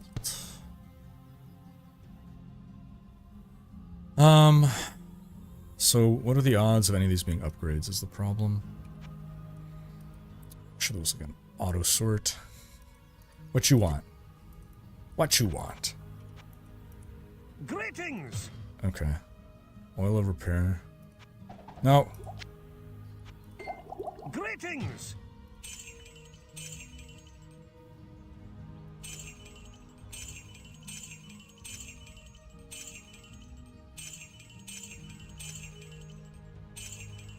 Okay, Relic of Identify. High durability boots. Greetings! Great. 73. Oh.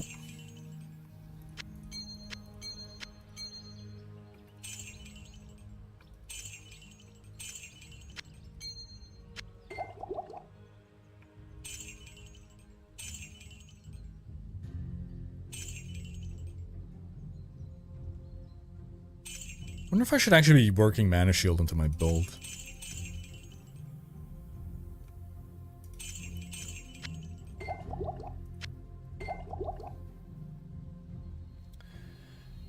Okay.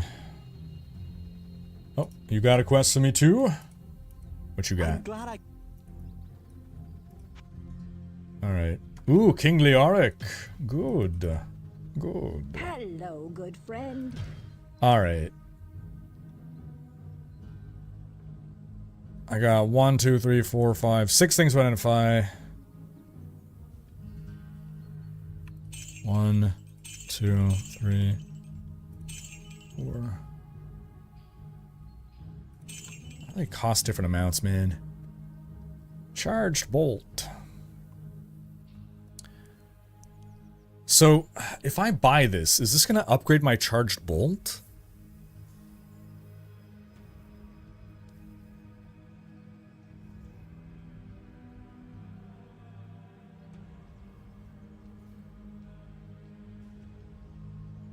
It feels too cheap to be a level 2 charged bolt.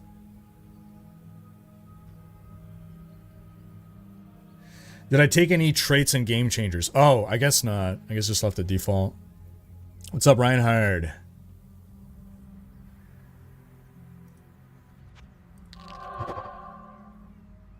Okay. That's a pretty good ring.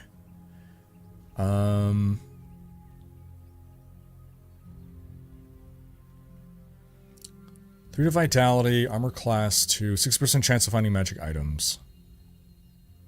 I think I want this. Give me like that magic find, it gives me more AC. Yeah. Every book upgrades? Okay. Save, test, load, good call. Save. Hello, good friend. So I'll buy this.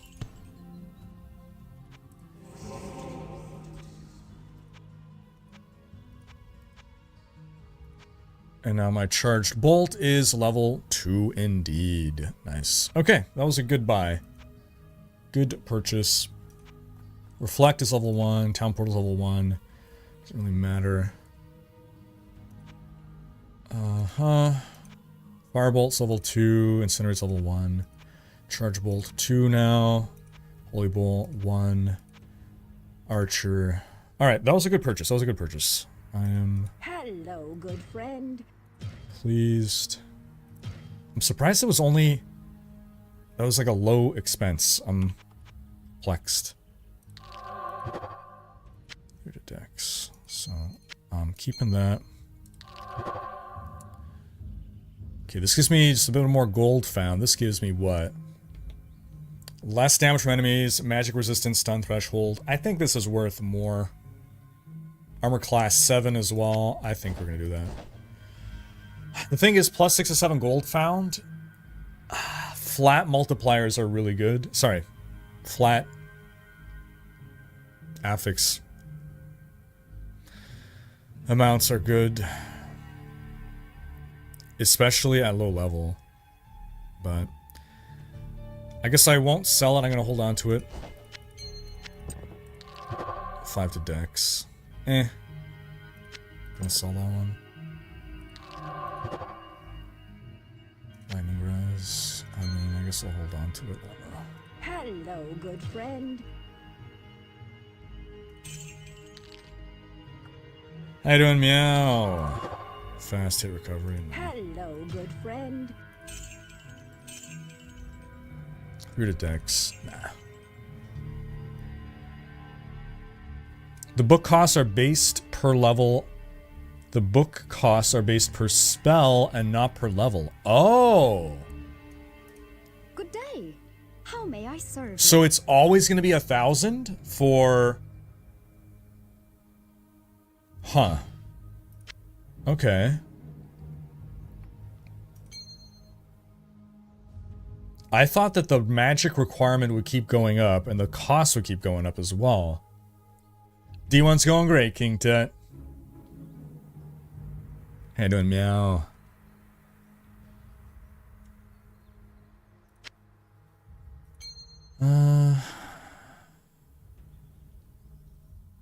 Plus 4 to magic. You know what? We'll get rid of that one.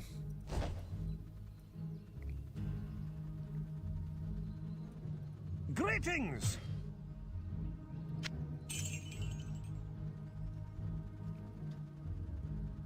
Charge bowl will always cost 1,000. Huh. I'm almost sure that the size of the spell lightning gets bigger according to the level, so it's more time dealing damage. Ooh. Hello, good friend. Hello, good friend. Lightning wall. Hello, good friend. Skeleton archer! Thank goodness gracious! It's happened. Oh. Okay, I gotta save up another 3k now.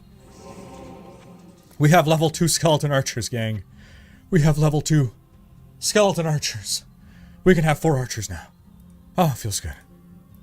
Oh, feels good. Let's go!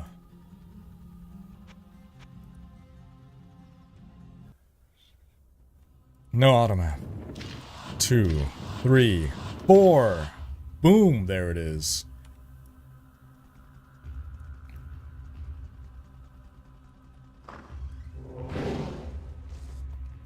I cannot do that.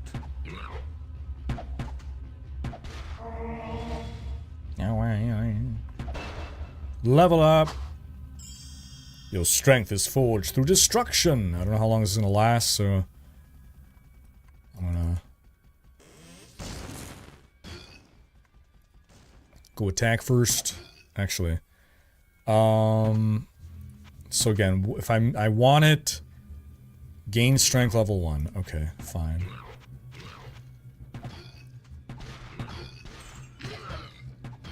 There.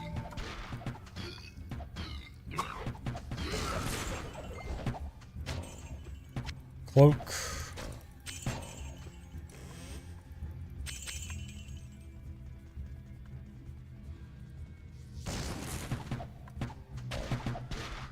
We have not encountered the Butcher, unfortunately. We've been through 2 main dungeons. Sorry, 2 main games, no Butcher. The Butcher's not always guaranteed is the problem.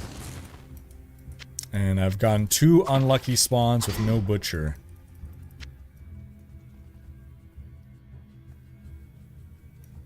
King Tut, I am playing a mod. It's a pretty significant mod as well. Changes quite a bit.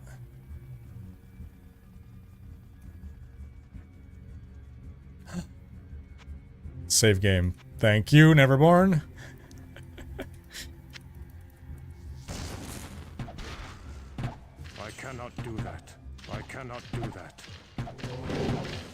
Look at all of our DPS now. Boom, those arrows. Strong.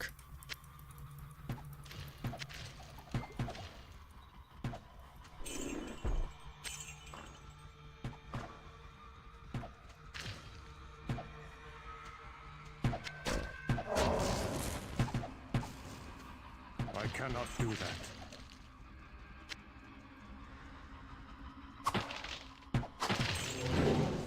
Got him.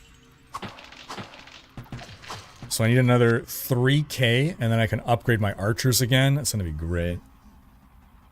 Gamer Nexus is also Sue and Honey. Rip.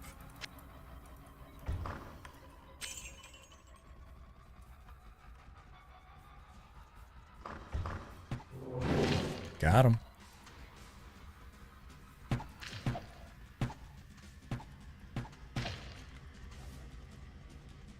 Okay, XP's going pretty good. Pretty good. I see the next level as well, but we're not done here yet.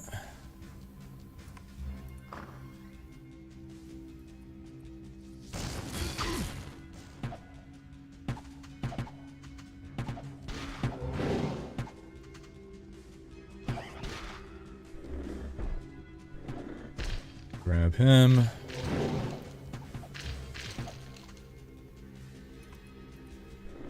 Oh, bookcase.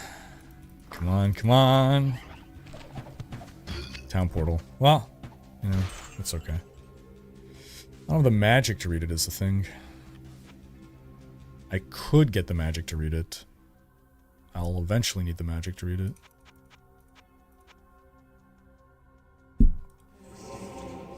So what does that do? It makes it cost less mana, right? 20 now. Oh, wow. It knocks 1 off the mana cost. Amazing.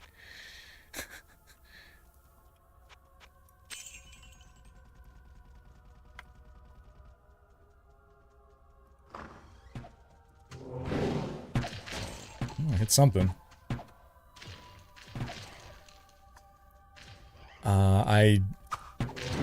So Diablo 1 is now available on PC Game Pass. I don't think they're going to do anything, any kind of support to bring it to console beyond what is already available. I cannot do that. Tomb Skull. Look at our DPS now, gang. Oh, feels good.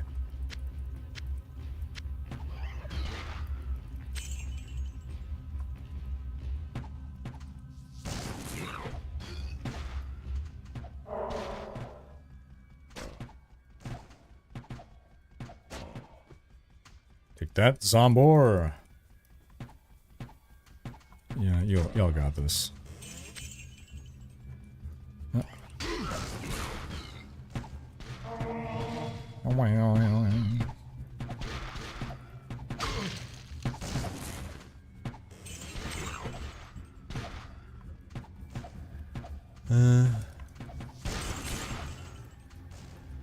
Alright.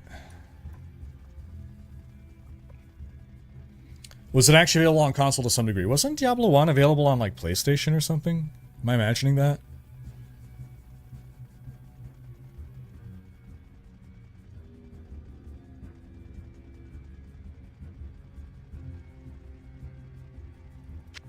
Okay, no, people are confirming it was available on PS1.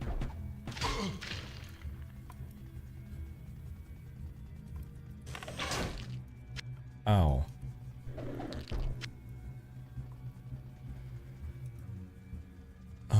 Okay. PS1 even had local co-op.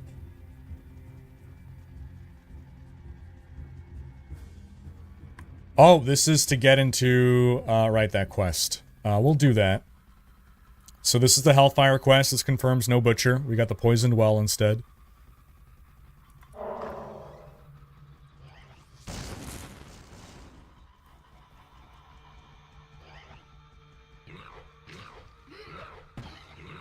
Nice, Sitch. Cool, man.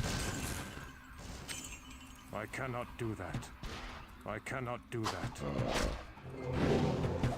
Yeah, big hit with that. Cool.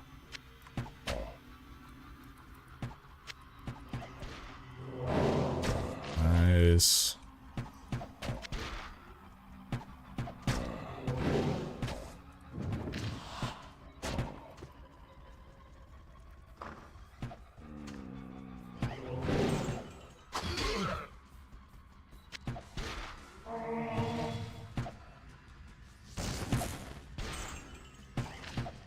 I cannot do that. Well, do it. Oh, and it was even available on mouse and keyboard for PlayStation. Interesting. It's pretty cool. Alright, here we go. So now, we're going to save, and we're going to go do that quest. The Hellfire quest. The Poisoned Well through here. Oh, that is a very different layout.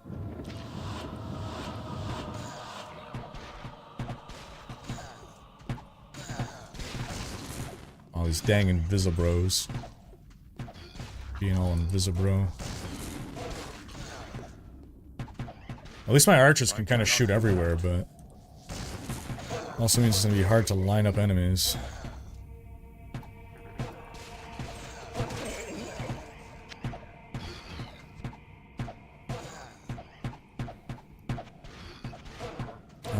Two, three. Let's do like 6.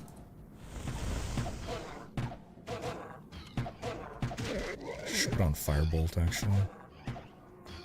6.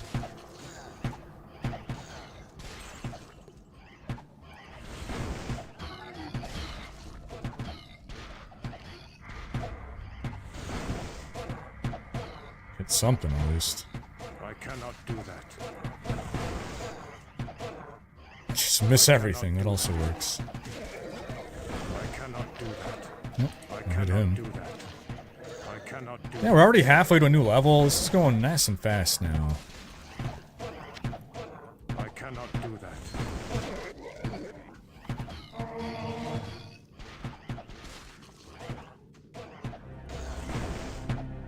Yes, he walked into my fireball.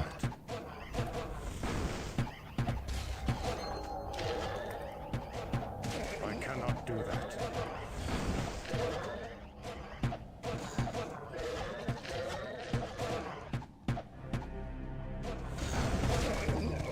Book of Charged Bolt! Dude, what? Oh my god, don't die, don't die, don't die. Don't you dare die.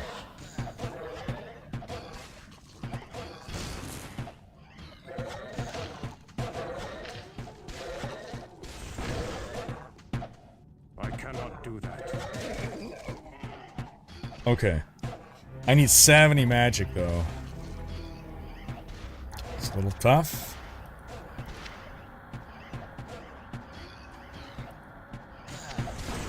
There's so many enemies, man. 63 enemies left. I can't even leave this I place cannot do that. I cannot and do loot that. things. I cannot do that.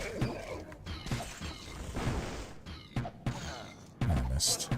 I cannot do that. We're gonna level up from this, though. This is a good XP farm, man. I cannot do that. I cannot do that. I cannot do that. Oh, this guy's immune to that. I cannot carry anymore. Cannot do anything, apparently. No, No! I cannot carry anymore. I have no room. Can you at least? I cannot cast that here.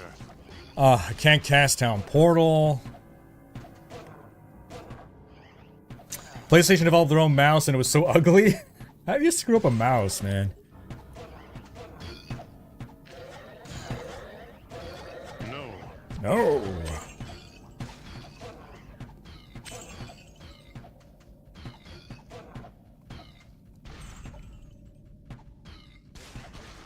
Oh, shoot!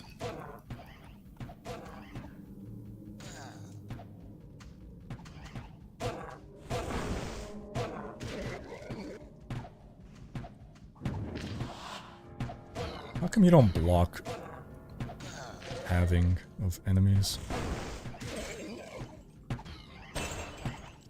Level up! Boom! Look at that. So for synergy, we need resistance 2. No problem. Resistance. Okay. One more, and we'll be able to get that synergy. I cannot cast I still that here. can't cast that here, unfortunately. So we're just gonna try to get all the gold. How does someone screw up spaghetti? It just happens? Oh man.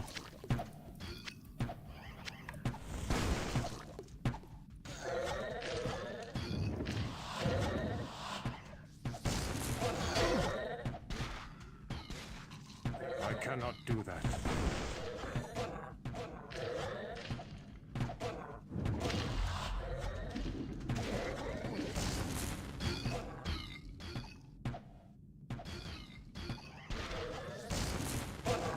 Oh, I did.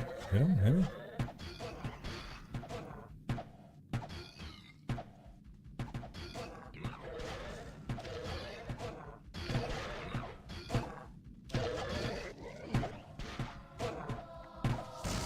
Yeah, so there's some speculation that it's because I am a necromancer that I have cooldowns on my spells, whereas a spellcasting class would not have such cooldowns.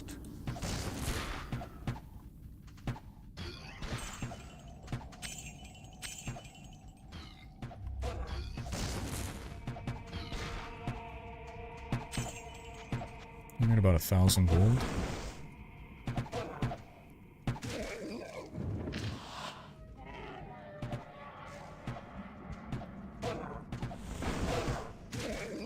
Nice. I cannot do that. One monster left. I have no. I want that bone wand, man.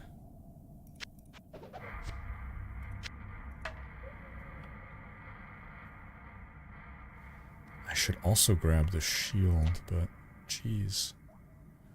Can I come back here at some point? I think everything's gonna stay on the ground. That's how this game works, right? Everything always stays. Oh, that was my guy that spawned out of there. Okay. I have no room. Getting some Season 2 vibes for the season of D4? Yeah, a little bit. Okay, it does let me port now. Alright, nice.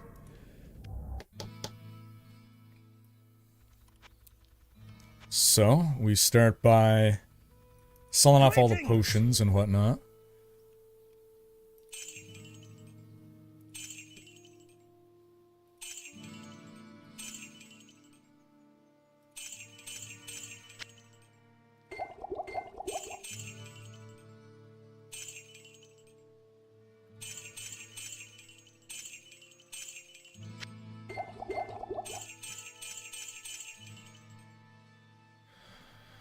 Okay.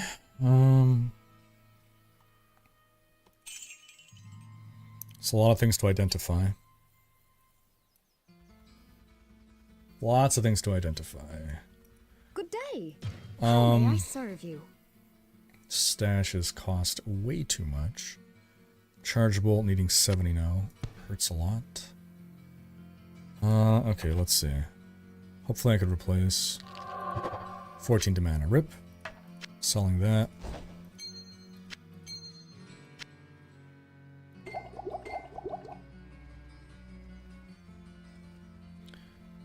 Oh, that's socketed, huh?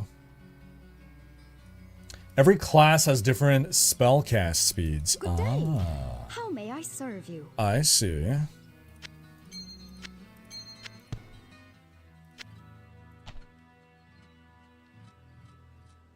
Makes sense.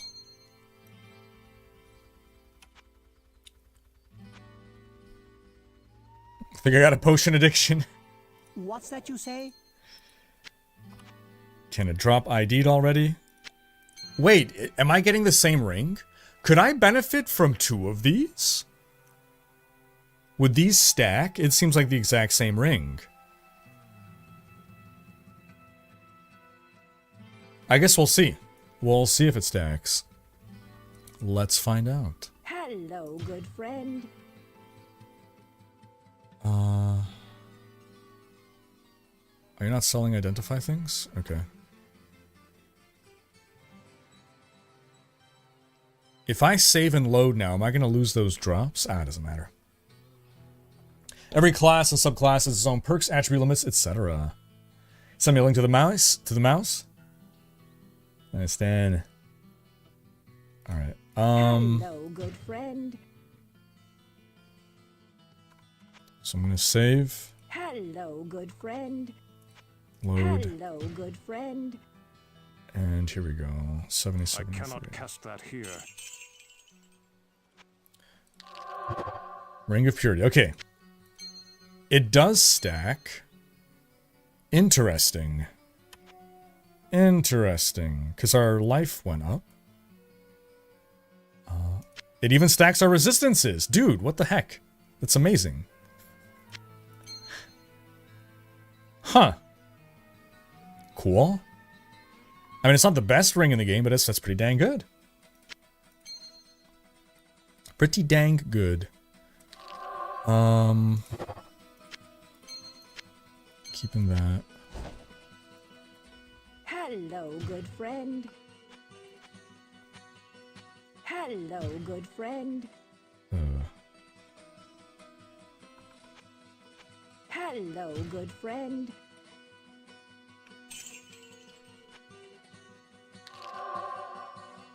Six to magic.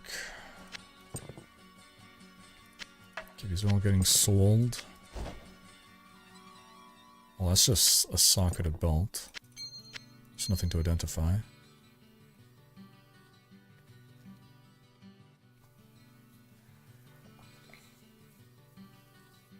What's up, Hydro Squatch?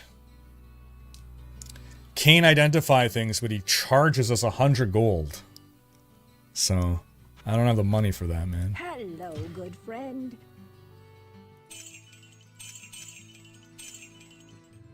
I am Baroque, man. Hello, good friend. So it's cheaper to buy these for around 70. 4 to armor. Eh.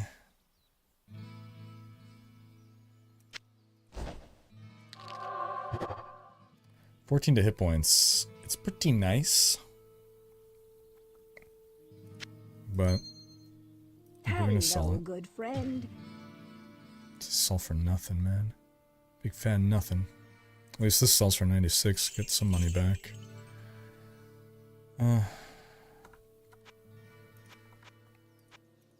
Hello, good friend.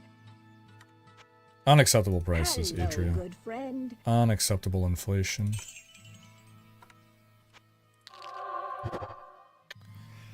Can't afford a gold found. Should I keep like a gold find set up? Maybe I should. Ah, screw it. It's not good enough. Hello, good friend. Hello, good friend.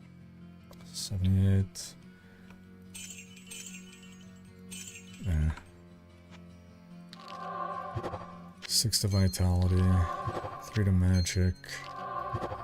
5 to magic. Hello, good friend. 29, 20, 21. God damn it. Alright, well, we just lost a bunch of money there. If you arrange for Kane to be taken by the monsters, you can then rescue him, and I bet he'll be so grateful he'll identify stuff for How free. may I serve you? I'm on part of that scheme. Count me in. Alright, let's go pick up all the stuff now. I guess this isn't necessary.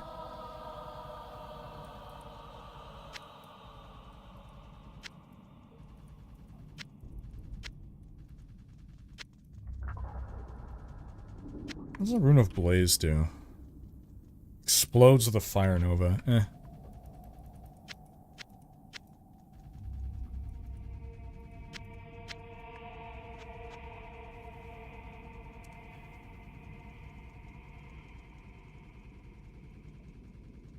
Purity gloves, socket of cape, and we're out. Alright. Not too clear on how to get out of here. So this. Oh, come on. There we go. Alright, down to level 2. Or down to level 3, rather.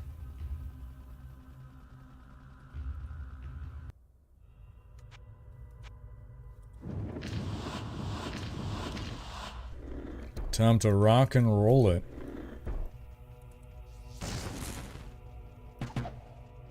I cannot do that. I cannot do that.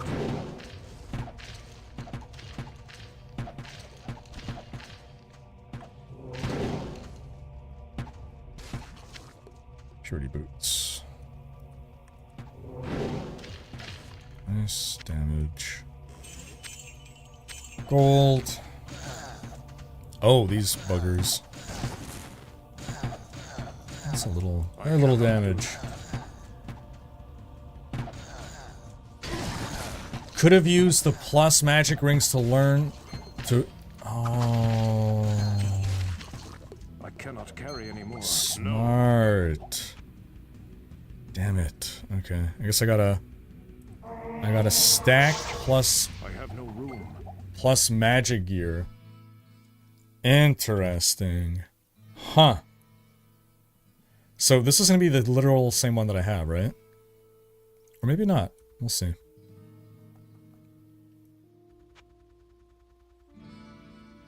Not now, Ogden. Greetings! I'm occupied.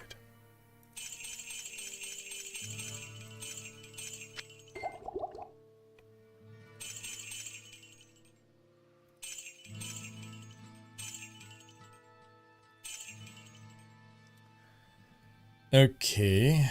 Well, that's just trash. Socket cape. Purity gloves. Okay. Master. This time we'll bring you the sign. Hello, good friend. Yikes.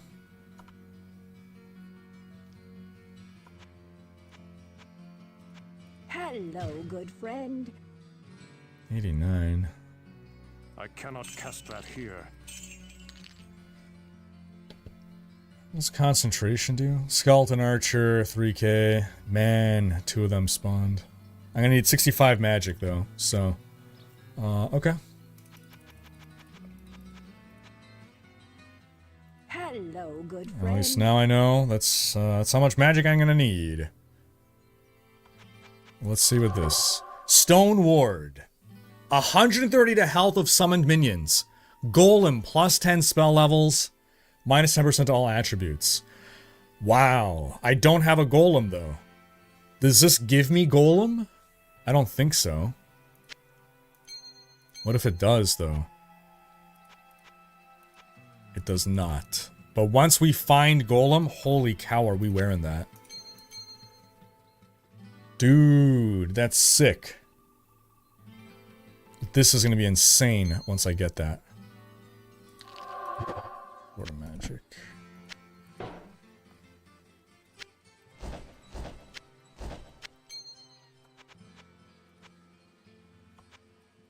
Hello, good friend. Hello, good friend.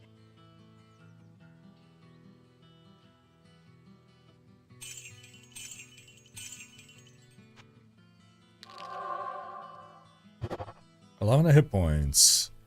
I'll take that over fast hit recovery.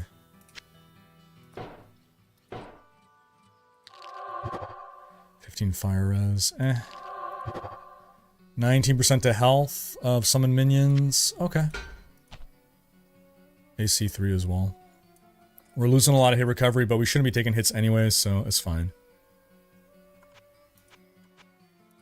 Hello, good friend. It's a good price. Good price. Fast hit recovery. Alright. Sell all Hello, this. good friend. Okay. Cool.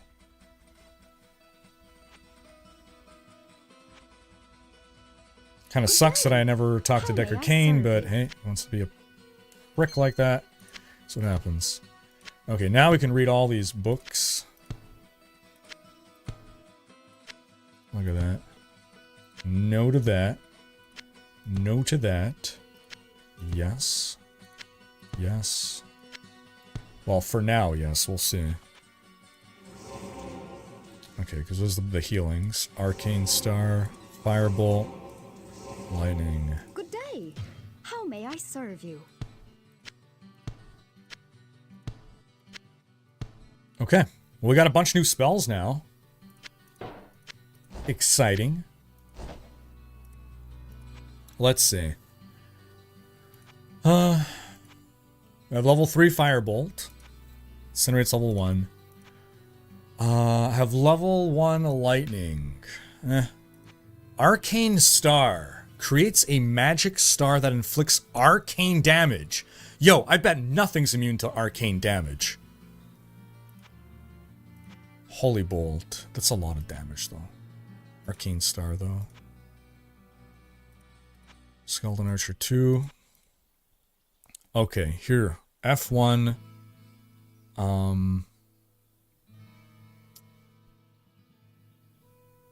want to try Arcane Star.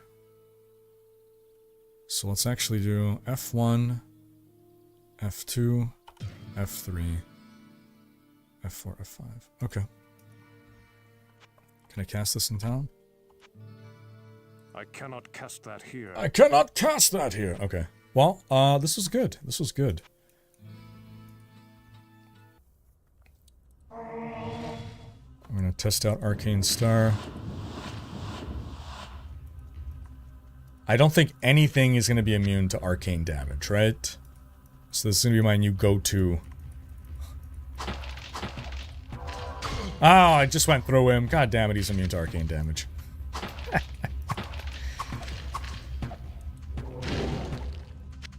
Okay, so I'm gonna guess undead, I use Holy Bolt. Anything not undead, I'll use Arcane Star.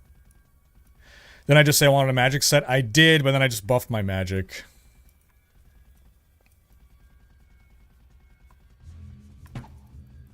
If I had more stash space, I would start an arcane set, but...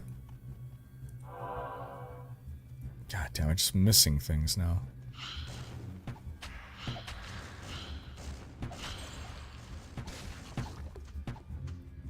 Ooh, Amber. Okay, that hit. What is this weird thing?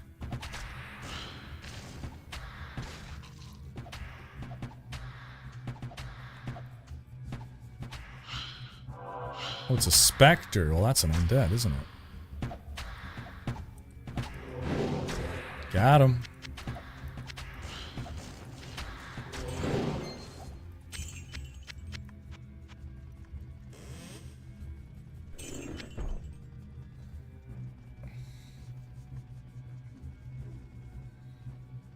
Okay, we got our 4 skeletons out. We've made some good upgrades so far today. Got him.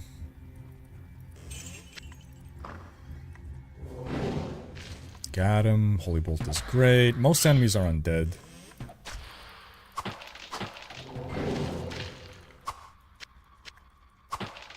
I cannot do that. Big Holy Bolt hit, man. Okay, next level I think is where we started to get stuck. Was it 4? Does anyone remember what level we were on? Was it 4 or 5? Where we had to peace out because things were just taking too long to kill. Oh.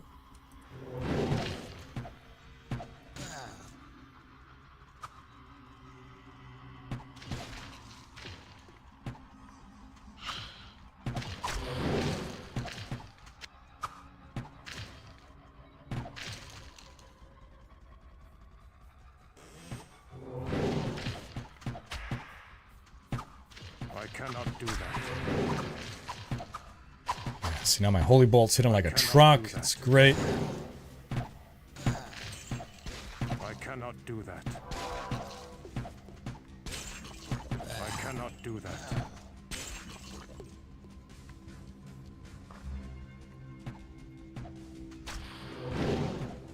Hit something, hit something? No.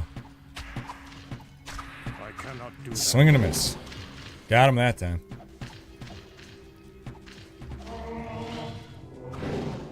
Oh, did he just ignore my holy bolt? do that. He might have. I cannot do that. I cannot do that. No, no, I hit him. It hit him. Okay.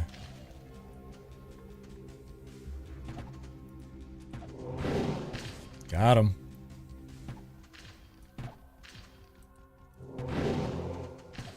Oh, yeah. Ah. I cannot do that. Dang it, I keep missing now. Okay, Archer Bros, like, you gotta help me out here.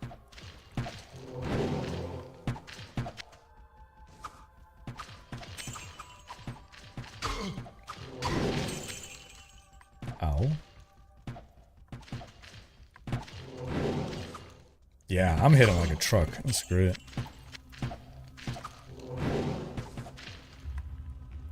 Okay, cool. Cool.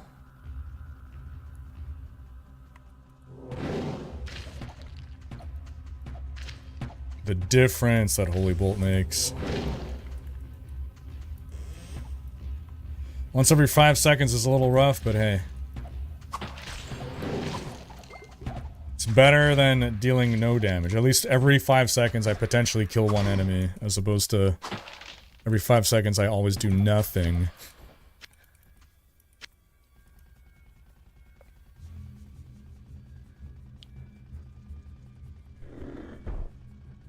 This is like an ominous corridor.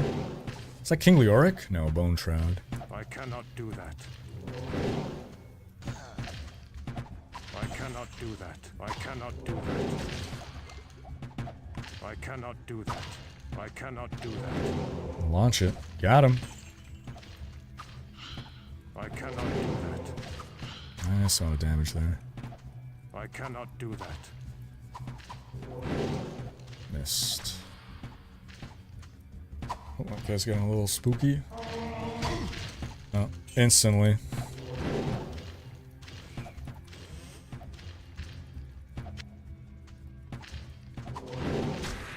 Got it.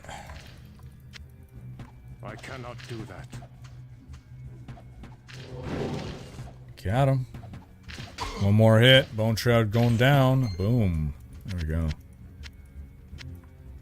Nice. Okay. That was good. How's our gold doing? It's okay. It's okay. Could be better.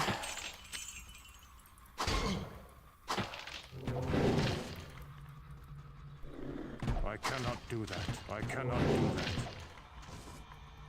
Oh, we're gonna get another book here. I cannot do that. We're getting close to another level up as well with that. I think we're gonna be able to increase the damage of our archers by 5. It's gonna be huge. Book of Holy Bolt! Yes! Level 2 Holy Bolt! Oh my gosh. Look at this damage now. Holy cow.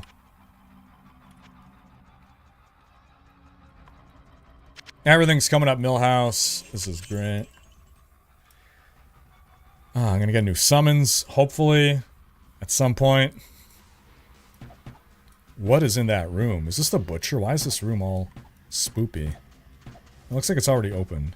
Should I just go in and die? Okay, let's save. What is in here? The warmth of life has entered my tomb. King Leoric! Prepare yourself, mortal, to serve my master for eternity. Right? Is that what I'm fighting? This is the Leoric, right? I cannot do that.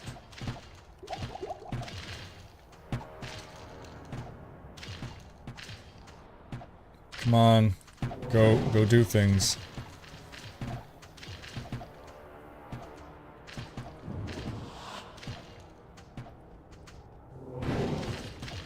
This is Leoric? Oh my gosh, this is great. I didn't get Leoric on my first playthrough. Now, is he just gonna keep rezzing things, is the question.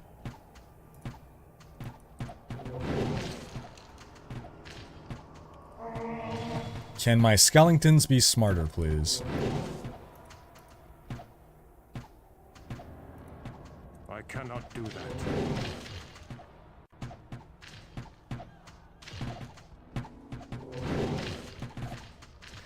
Well, bit at a time, bit at a time.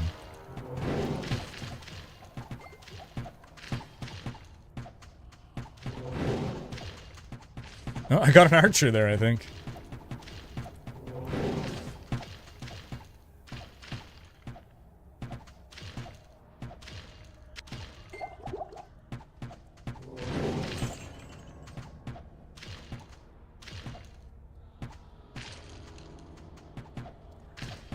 I tried to cast over the wall, didn't seem to work. Yeah.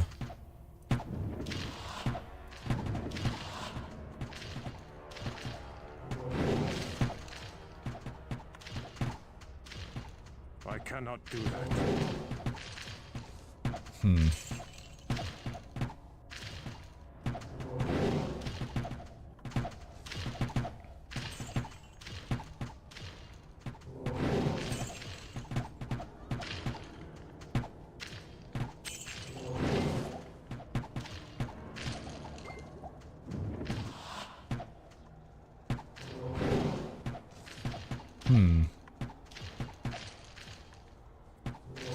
Gotta figure out the right way to enter here, I think. I mean, look, if he's, I don't know that he's constantly producing skeletons, I don't think he is, but even if he is, I'm getting XP for it, so, infinite XP farm, sure.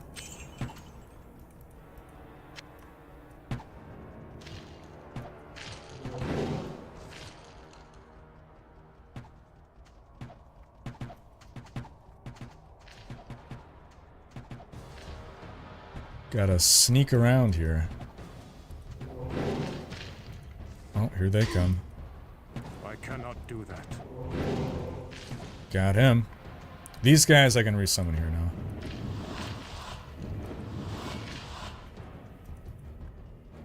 A little skelly on skelly violence.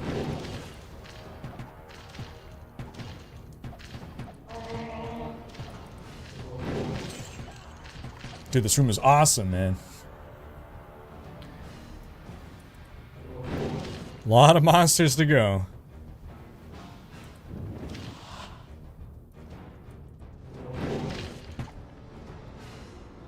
Let's see if we can get a wall there. Ow, what hit me? I cannot do that.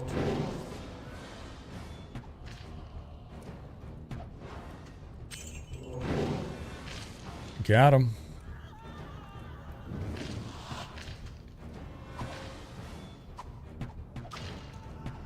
Gonna resummon them all in here, actually. Ooh. Hold on.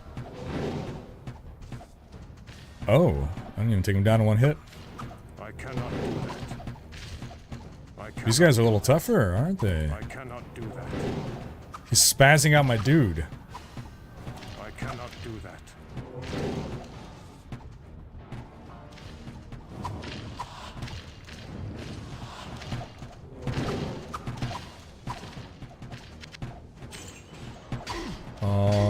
Guys, help me. I cannot do that. I cannot do that. Okay. 141 to go.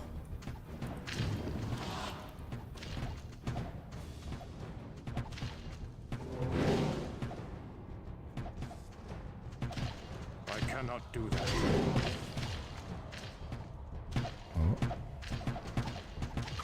Just gotta stay out of their archer range, and it's okay.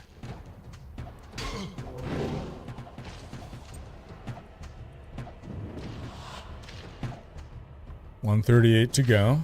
We got this. At least they only come into the doorway one at a time, which is convenient. Except right now when I say it. I cannot do that. I cannot do that. Yeah, let's go. take the next room.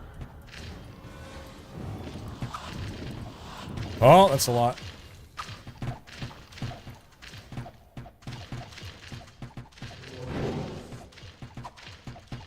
I cannot do that. Hey, how'd you get in? Come on, come at me. There you go. Nice and dead. Just how I like him.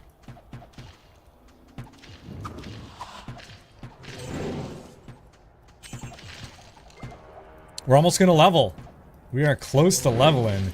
And then we're gonna get the +5 damage to our minions. It's gonna be great.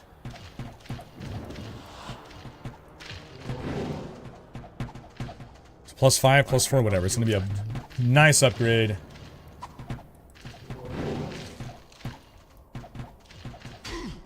I cannot do that. Okay, as long as I don't see King Leoric cannot res. Is that right?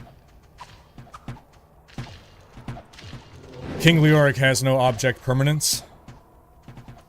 I cannot do that.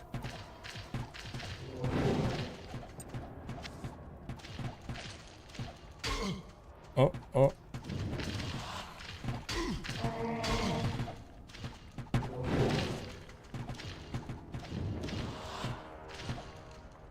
So close to leveling.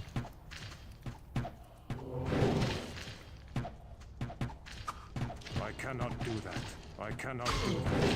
Yes! Alright. So. For my synergy, I need one more in resistance. So let's get that resistance. And now we can get the synergy. Minion offense. All damage by 5. Boom. Oh, now I gotta get this up even more. I see, I see, I see. Okay. And I need 80 in magic. Okay. That's okay. This is good. We got some clear stuff to work towards. Big damage buff we just got.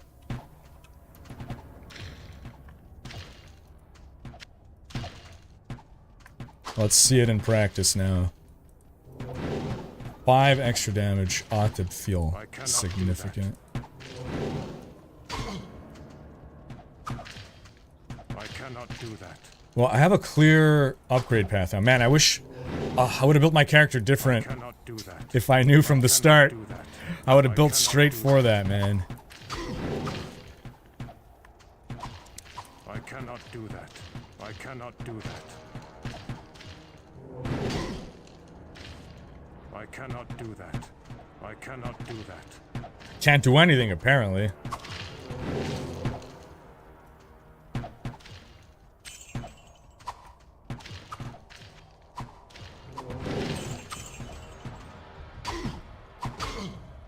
Oh. I almost died there. I got a little greedy.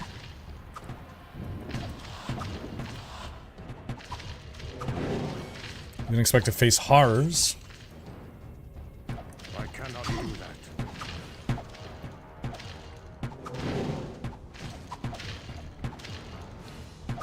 I cannot do that. Yeah, the main thing is just that they're not hitting, right? Like, the projectiles are so slow and enemies move in these weird ways. It's like they're going serpentine to dodge the attacks. I cannot do that.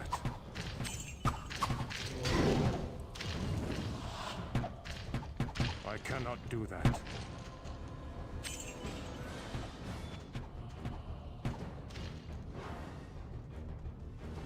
Wait, where is Leoric? Leoric's probably this way. So I should loop around this way.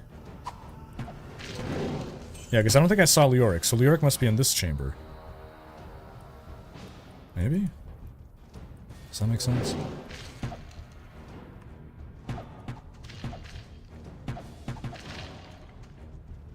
Oh, there's a switch. That's gonna be Leoric's spawn. Oh! Oh! Ow! Ow! Ow! Ow! Ow! Okay. Oh, good. Did I aggro them? Okay, good. They're gonna come in one at a time and get ganked.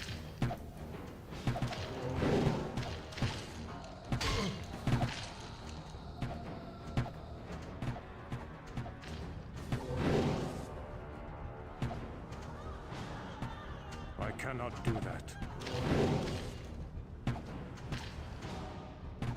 I cannot do that. These dang archers, man. Or my dang archers. Go, my pretties. Okay, so before we open all these, let's do a full... Oh gosh, there isn't a full. Okay, I didn't realize there was more, so let's go check back here, actually. Yeah, we'll do that first. I'm concerned about those levers, man. I can't even save. Oh, how the turns have tabled, man. Okay, so this is getting a little concerning, because if I fail now, there's still 74 monsters left. I don't know if I should pull these levers first. Oh boy.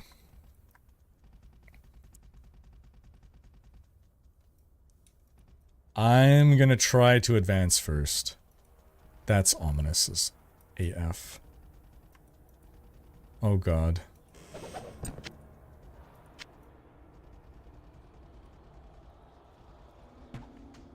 Oh, that's so many.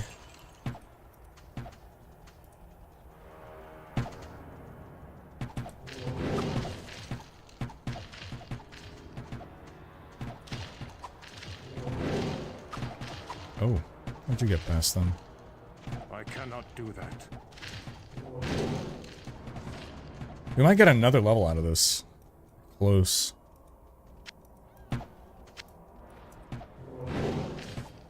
Oh, that didn't kill him. He's got a lot of life. Dang. Leoric's gonna be a fight, man. Leoric is gonna be a fight. I cannot carry anymore. So many magic items. What is this? Crucified skeleton. Oh my gosh. Oh, he's in the other room, so... Oh dear. I cannot carry anymore. I cannot carry anymore.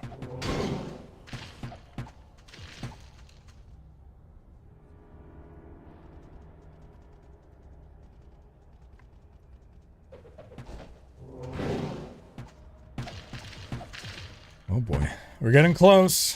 We're getting close to old Leoric. This is the only class I've tried in this mod so far. It's my first playthrough.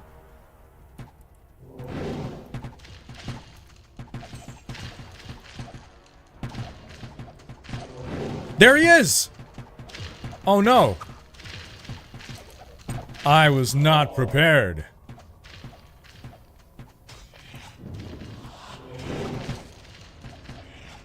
I cannot do that. I cannot do that. Oh, oh! Hello. Uh-oh, uh-oh, uh-oh. Ah, he's dodging my... And he's regenning. Oh, he dodged again. He's too smart. Leoric's too smart. And he's spawning skeletons. Did he just... Was he invulnerable to my thing?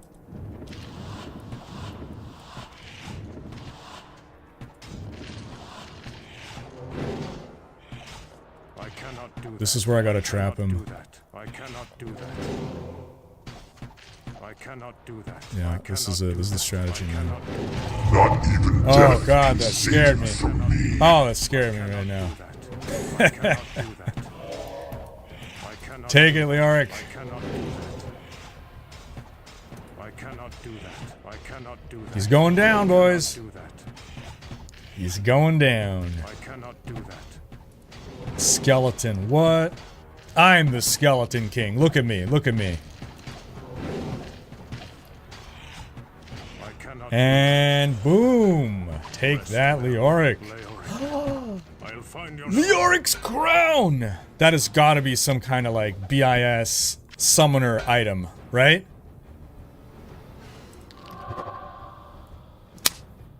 Yo! Fresh meat. -1 to life regen. I don't like that. 1 to 3 damage to summon minions. 9 health to summon minions.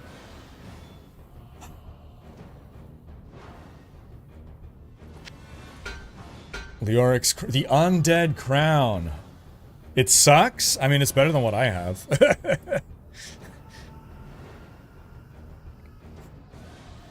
Better than what I got, man. Jeez. Alright. Can I port out now? No. I still have to kill all the monsters. It also sucked in OG. Oh. Rip. Well, it's better than what I got, at least. So, AC of 8 as well. I am quite pleased with it. And 2 sockets as well, so... Stay a while and listen.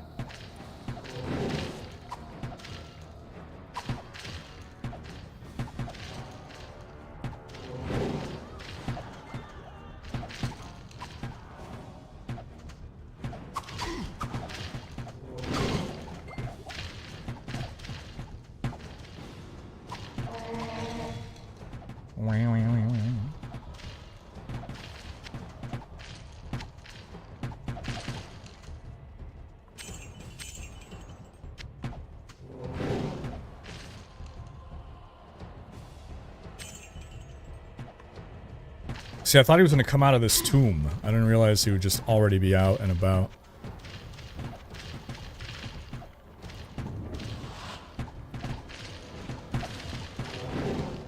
Get to the chopper! That got me too.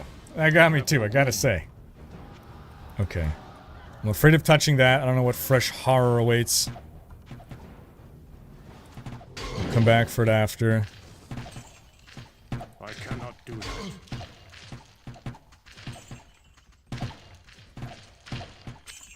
So one of those is there as well. 15 mobsters left.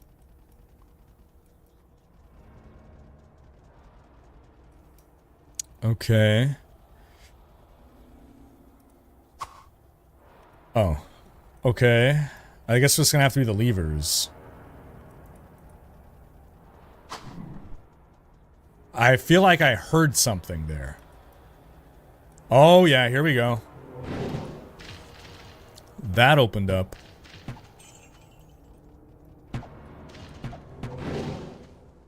It's like a treasure room protected by evil wards. I am a necromancer. There are necromancers in this mod. Why do you think Blizzard just doesn't embrace some modding and make it a choosable option within the game, like Baldur's Gate, for example? Make what a choosable option? Overall, so I love modding. I love that StarCraft had tons of modding and Warcraft 3 and all that stuff.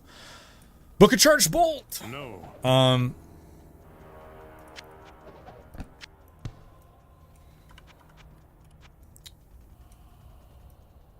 Blizzard does not release single-player Diablo games anymore. And without single-player games, there's no reason for a modding scene. I have no room. The amount of effort needed to support mods is, in their calculation, not worth the security risks and not having people play multiplayer. I fully support the idea of mods. I love mods so much that when I was working as a video game journalist and in 2011... No, BlizzCon... Yeah, BlizzCon 2011. Right before the release of Diablo 3. Or was it right after the release of Diablo 3?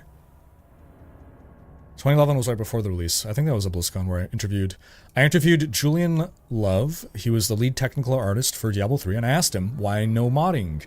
And he said, basically, I forget what the reason why was, but the real shame was that Diablo 3 was the most moddable version of Diablo yet. Oh, hey, monster. No, I think they said for security reasons. We're done! Hooray! I have no room. For security reasons. Because if you... Where's the other lever? What did this one open? Did the lever do anything? Oh, no, it did nothing. What did that lever do? What? What? Well, okay, we're done. Good quest. Good, productive quest there. Nice. All right.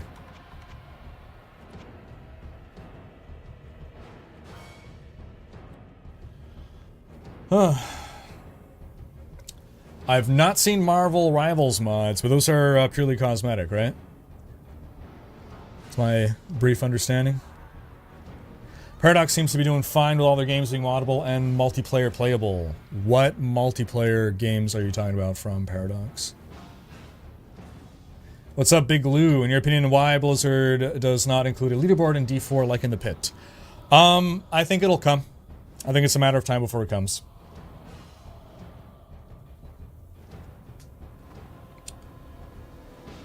Consider D2, which is a multiplayer game. How about a drop down that allows you to choose from a list of the biggest mods out there? Yeah, so I'm all in favor of it. In Blizzard's view, it's not worth it for them. This is what it comes down to.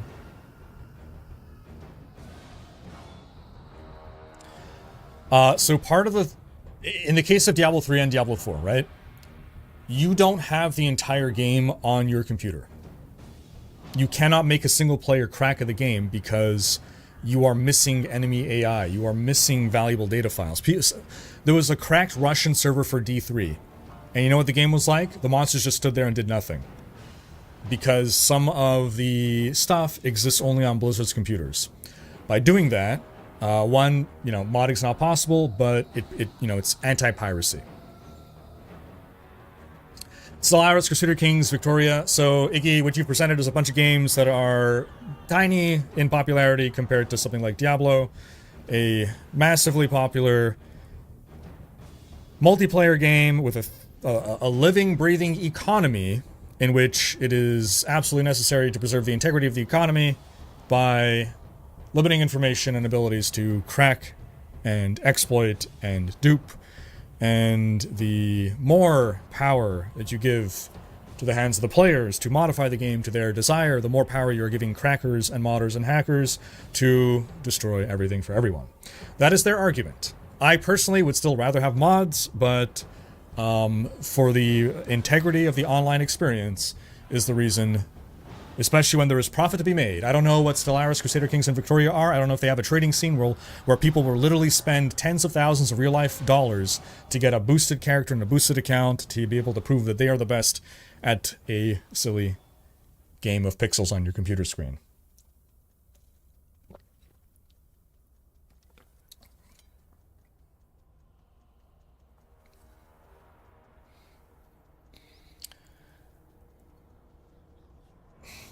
That's all true, but it does sound funny considering how it seems like almost every season in D4 there's duping. Yes, so how much more duping do you think there would be if the only way to dupe wasn't to, like, abuse of extreme niche, like,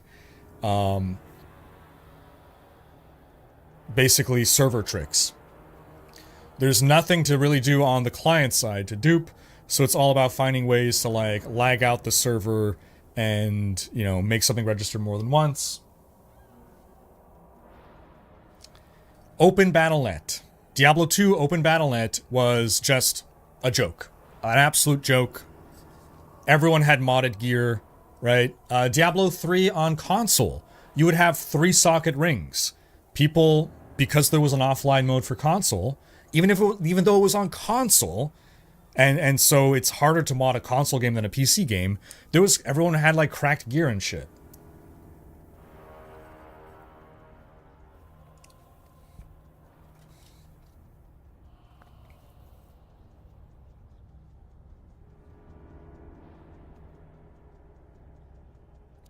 Still, if they made single player separate from multiplayer, you could at least have a fun offline and do some amazing shit people like to do. So again, I am fully in favor of modding. I love modding. I wish Diablo had modding. I'm playing devil's advocate for people who are like, why don't they do this, right?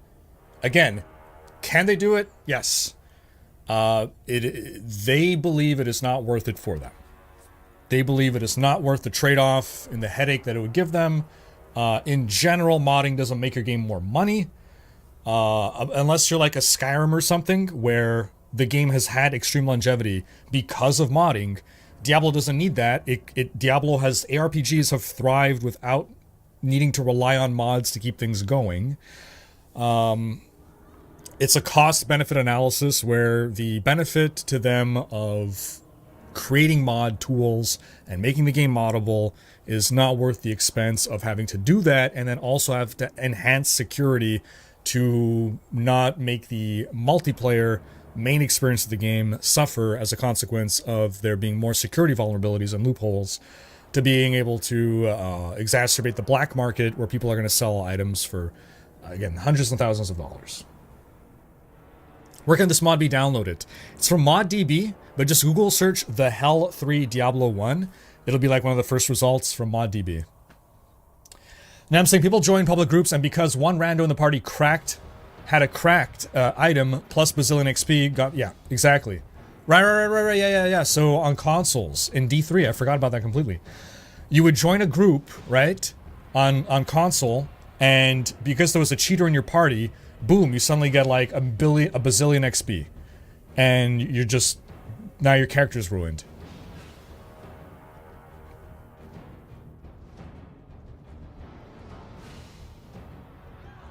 I fully agree mods would be cool. I'm fully in favor of mods, and I would fully love and appreciate have modding be a thing in D4, and I don't give a shit about the economy. So for me personally, I would say fuck the economy. I don't care. I don't care if the online experience is compromised. I don't like to play with people anyway, other than my friends or people I know, or like chat and stuff. So I don't care. Throw it all under the bus. Give me mods. For me, 100% worth the trade-off. 100%.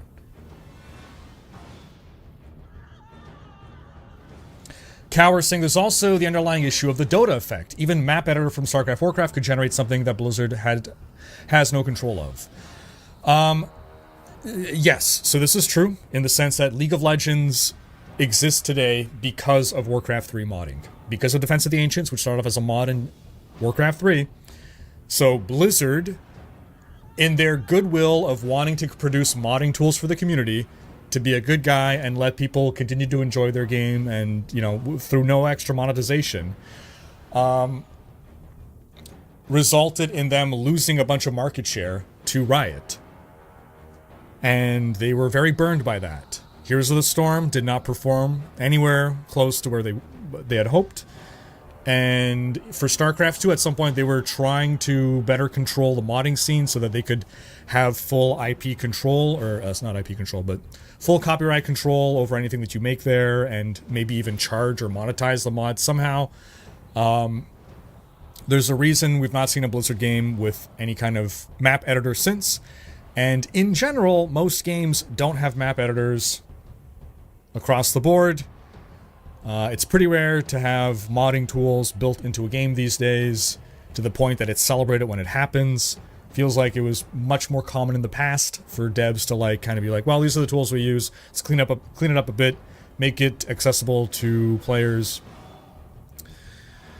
But there's having modding tools and there's being moddable, period, right? D2 had no modding tools. People still figured out how to mod it. Same with Diablo 1. No modding tools, but you could still mod the game. That stopped with Diablo 3 because, again, no offline mode. You don't have all the files on your computer. There's not much you can do.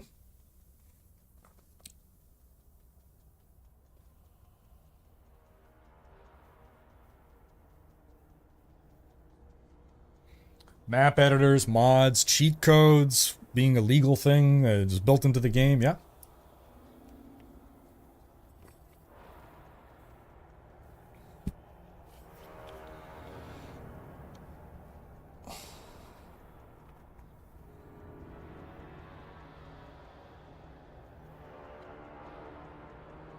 You gotta buy a new map, you need to buy a DLC, and to cheat, you need to pay for time savers. Yeah, I mean, that's basically it, right? People realized, or a lot of devs realized, oh, well, if we give them mod tools, then there'll be infinite free content for the game.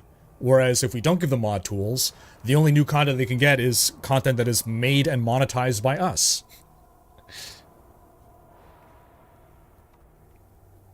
The modding community represents dangerous creativity. Boom.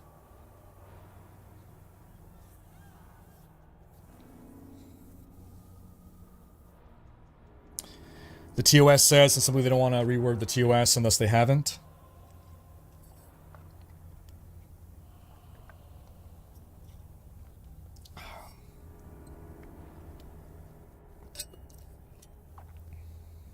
Sequence saying, I get it, Riker. I live in a country where it pays more for me to be sick than healthy. Money, money, money. First off, I'm sorry to hear that. That sounds terrible, but yeah. It's the unfortunate reality, right? Like, boils down to money. So, like, Larian Studios, for example. I love Larian Studios. Baldur's Gate, right? Like, they added mod tools after the fact. Like, they're just good guys. They do good guy things. It's rare to have good guy companies these days, at least in the AAA space. You tend to see more with, like, you know, indies and stuff, people that aren't consumed by greed. Smaller teams also with smaller, you know, overhead costs and whatnot. That is why the Baldur's Gate 3 modding scene is so abnormal, but at the same time expected and appreciated. Yeah, yeah.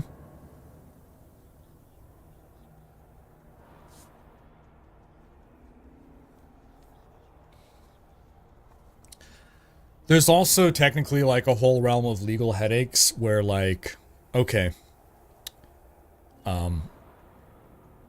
we provide you mod tools. Someone makes a mod that is like super, I can't save game in here? The fuck? I guess I can save game. I don't know.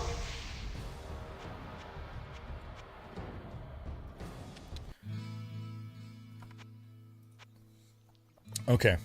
You provide mod tools. You're a giant company. You've come under a lot of controversies in the past. Someone makes a mod called Sex Simulator 9000. Do you police that? How do you police that?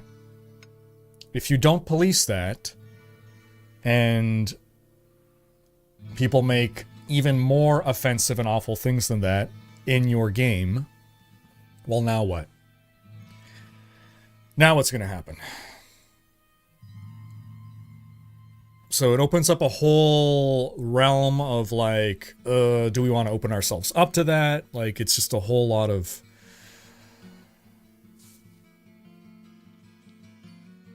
Yeah, then if you do police it, well, that's extra overhead cost, right? So that's what they did in StarCraft 2, right? StarCraft 2, any custom game, it was like in the game. They were all policed. You would not go download mods separately. I mean, that's like all Blizzard games that had... Okay, sorry. StarCraft, StarCraft 2, Warcraft 3, all these games had in-game custom maps. So they were you would load into them directly in the game. So it's basically Blizzard saying, yes, we have approved of these. So if someone were to make something very controversial, Blizzard would have to act on it. So again, it's extra overhead. Back 4 Blood is a good example of a game that was born dead as it didn't have access to creating mods via Steam Workshop or any kind of mod support. As opposed to Left 4 Dead, right?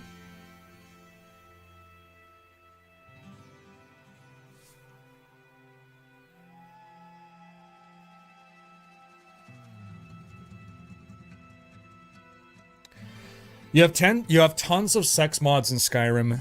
Yes. So first off, modding tools in Skyrim it's separated from the base game, right? So you can say, okay, well, Blizzard doesn't have to keep doing their in-game arcade, right? They can make the mod tools separate. What are some of the recent headlines that we've seen where they're actually like, or it's like even, I guess it's the mod platforms that are banning it as opposed to the game itself? That said, no one is attacking, what was it, Bethesda? If you're a company that is under attack for, like, let's say in Blizzard's case, right? They went through a pretty hefty scandal regarding treatment and, treatment of women, let's say. Does it look good for your image when things are going to court if people can point to a bunch of sex mods in your game?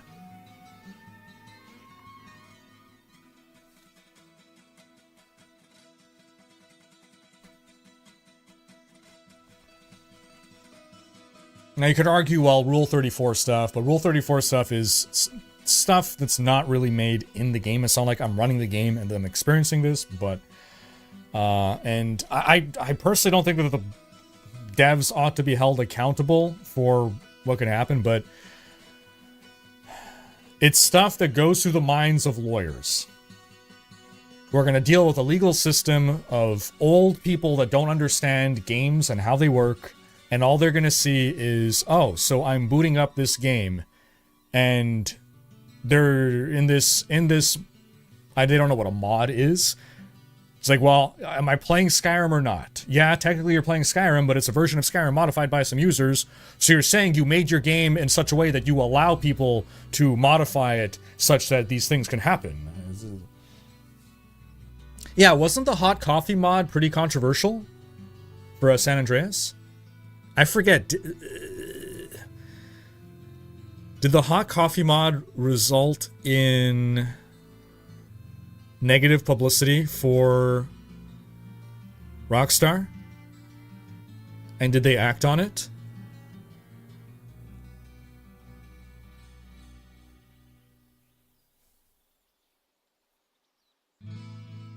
The hot coffee mod did result in a ton of negative press. There you go.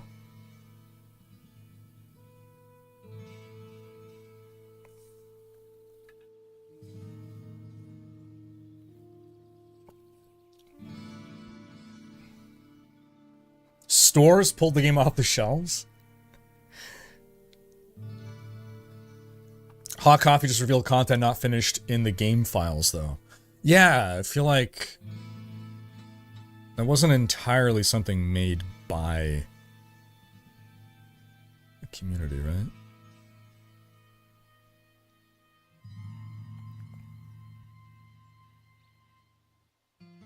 There's also the problem of modders potentially earning money. Oh yeah, the problem of modders potentially earning money if they create popular mods and they get supported by fans.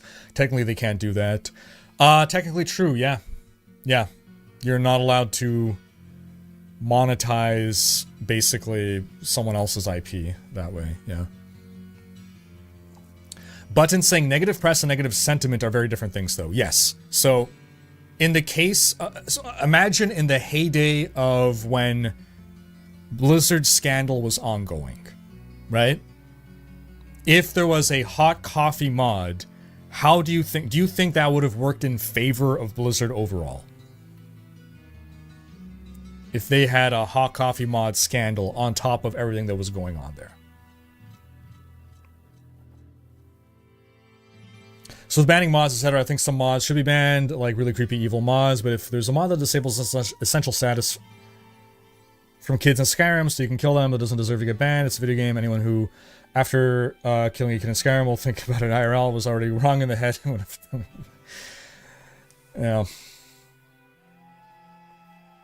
Like, I'm super in favor of modding in general, and modding with pretty much no limits, but I guess then it comes down to publicizing mods and hosting mods. Anyway. I guess that's not something I've really thought about much. What if someone makes like a really, really, really awful mod? I think a dev should be able to publicly speak against it, but should a dev be able to take action to shut down a mod? I don't know that a dev should be able to take action to shut down a single-player mod.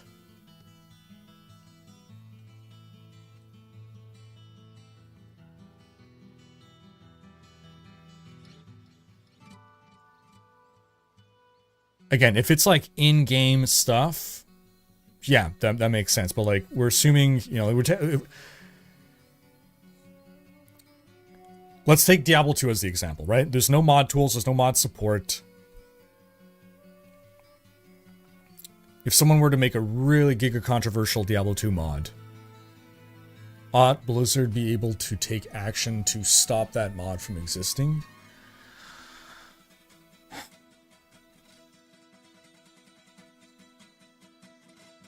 On what basis would it be?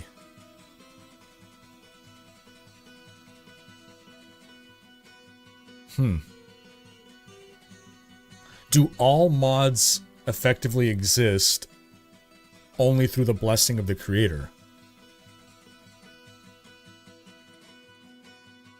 I mean, if you're not monetizing it,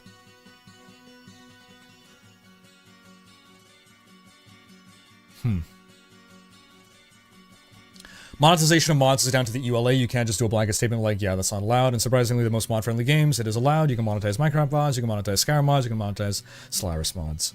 Fair enough. I think Project D2 being playable on D2R would actually make Blizzard money. Would it? Why do you think that would be the case? Do you think there's a substantial number of people that did not buy D2R because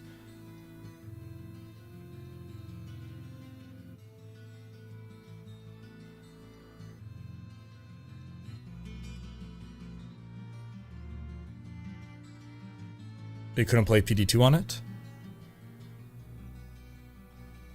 Taking D2 as an example, what if the mod all did was dupe the tile set and you didn't have to find it and you just got a zillion copies of the entire set? Does that Blizzard have the right to shut that down? Yeah, I don't know, maybe. That's, I guess, what I'm trying to puzzle my way through. Like, I figure either Blizzard has the right to shut down any mod for any reason, or they don't have the right to shut down any mod for any reason.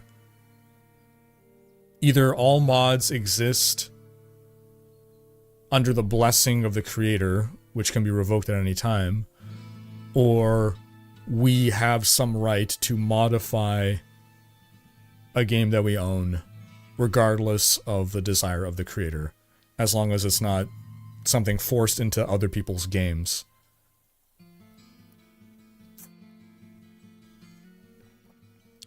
What we can do is include a section in the TOS that you're not allowed to mod, or just one that says we may or may not take action if you modify files, and then just let people mod and only use that section on specific cases they deem require an action. Yeah, I mean, I guess if you put it into the TOS, then it's in the TOS.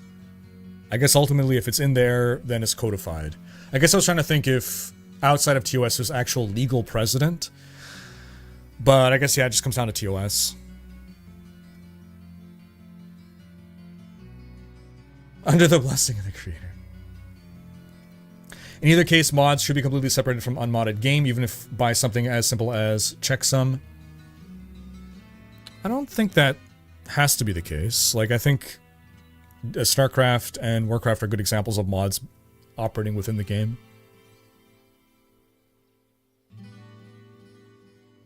Would be great to see a mod which brings D2 into Skyrim. I'm sure there's, well, as in like, as in what exactly? Like remaking all of D2 in Skyrim, or like the item system, the classes, or...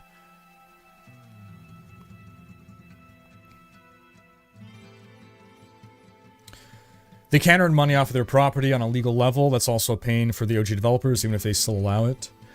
Yeah, so I think by default, unless it's specified in the TOS, you are not legally allowed to profit off of someone else's IP. If the TOS allows it, then yes. And I guess some devs do allow it.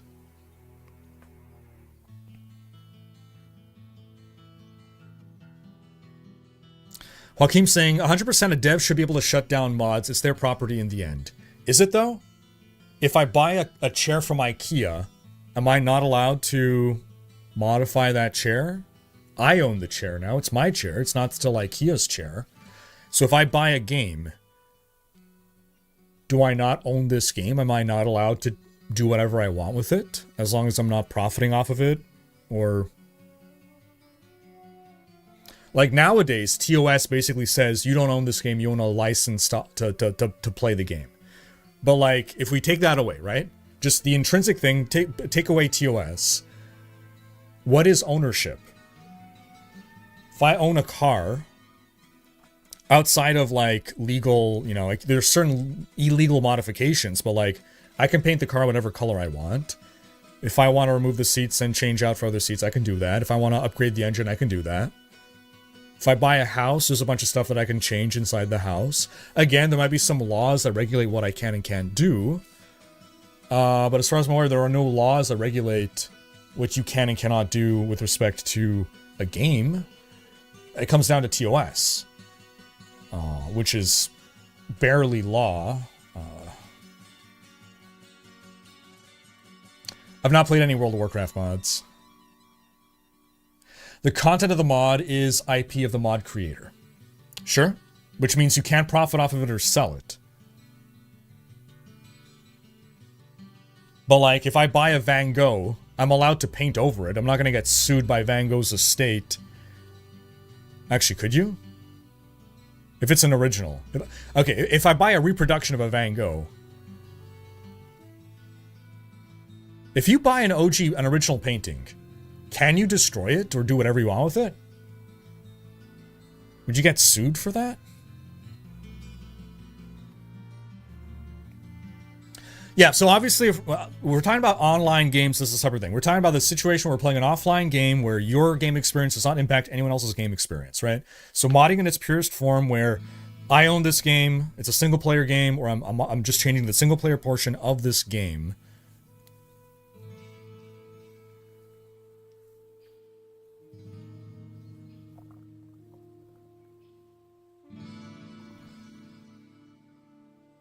There's probably like dozens of people that didn't buy D2R because it didn't have mods. Yeah, I agree. There's probably dozens of them.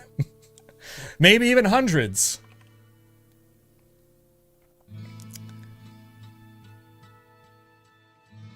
I don't know what it's called in English, but there's a law that brings up making someone look bad or makes your art or work shine in a way that doesn't portray your values. Okay, I see what you're saying.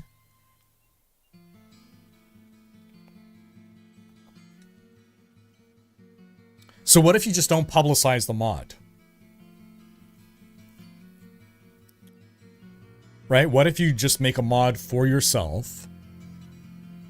The devs somehow become aware of its existence. Do they have the right to tell you no? Stop that. Let's say you make the most offensive mod possible in their eyes, but you don't publicize it anywhere, you don't stream it, you're the only person that knows about it apart from them, and you just play it yourself. Do they have the right to tell you no? We're kind of getting into like meta ethics here. Some expensive cars do not let you modify them, and I imagine it's thanks to terms of service, so it might be the only way to do it. But if there is no rules or terms of service, then I guess you can do anything you want. The multi-million banana was eaten. The multi-million banana was eaten. There you go. The banana art. No, if the mod is just for yourself, you don't share it in any way, there's nothing they can do. Okay. There's no legal grounds for them to do anything. Outside of legal argument thing, I wish more devs looked at Skyrim and argue that mods in Skyrim benefited the devs much more than if, for instance, Bethesda would make all those mods themselves as paid DLCs. I fully agree with you in the case of Skyrim. So, in the case of Skyrim, though, Bethesda basically made Skyrim, and then that's it. They turned on mods, and thanks to mods, Skyrim continues to sell 10, 15, years down the line. It's still selling, being kept alive by the mod scene, right? Some games don't need a mod scene to be kept alive and kept relevant because they're live service games or the devs continue to release expansions and whatnot. Nintendo would 100% try, though. I bet it would. Nemesis saying the professional wrestler was contractually obliged to keep the car for 24 months, but he sold it beforehand. Oh, I think I know what story you're talking about. Sitch saying, wait, I can make sex mods for Coast Guard? And they can't even stop you, because their company went bankrupt anyway. Michael Peterson saying, I keep some ancient games around explicitly because they are moddable. Amen, man. But why do you think I'm playing Diablo 1 right now?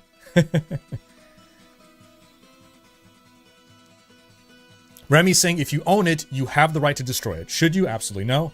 But do you have the right to? Yeah, feels like you ought to have the right.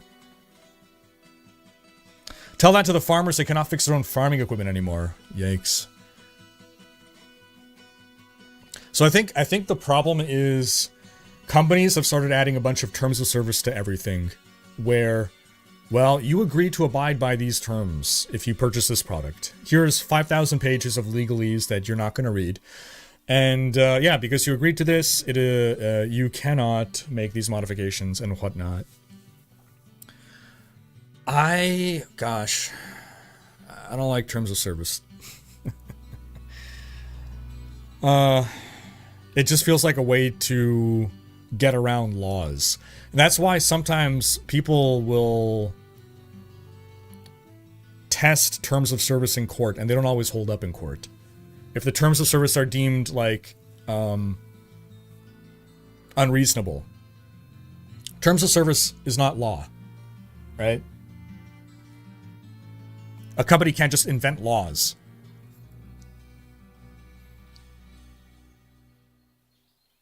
In France, there's something specific for works of art which says le droit moral de l'artiste est perpétuel et inaliable, meaning it's forever and inalienable. So the artist always retains the moral right. The moral rights of the artist are perpetual and inalienable, so you can't destroy a work of art even if you buy it. Fascinating. Okay. That's in France. Related to this entire topic, people should go to stopkillinggames.com and sign the EU initiative. Only if you're an actual EU citizen.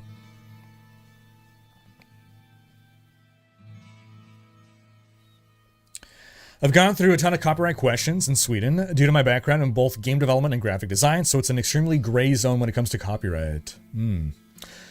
Jory Goose saying, in my opinion, no. Sharing the content is where they start to have legal recourse. What you do privately can't be controlled by them. I feel the same way. Joaquim saying, a mod that you make for just yourself and didn't share should be within copyright, and they can't do anything about it. That way, it's a personal creation just for you. It's like printing a poster. Are you allowed to print a poster? I think you're technically not allowed.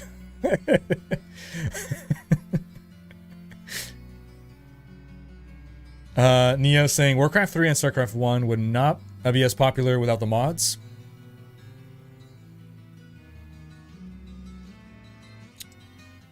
I agree. I agree.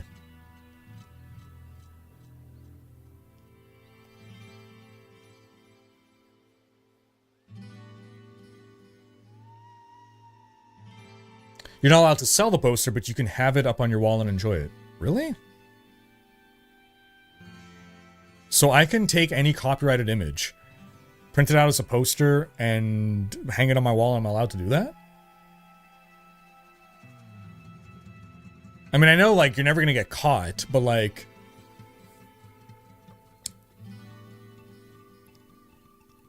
Huh. Terms of service were meant to help companies retain potential profits. There you go. John Deere will pay dearly for their stance when their customer base abandons them. Is there a competitor? Is the question, I guess. Isn't there a law that prevents you from being able to give away your rights? I don't know, is there? Muffin saying, destroying a Picasso would involve much more than just I own it, can I destroy it? There'd be aspects like historical value and so on. Okay, so it would be a law that would not apply to, like... Okay, let's say I paint a painting. I make some terrible painting, and I sell it.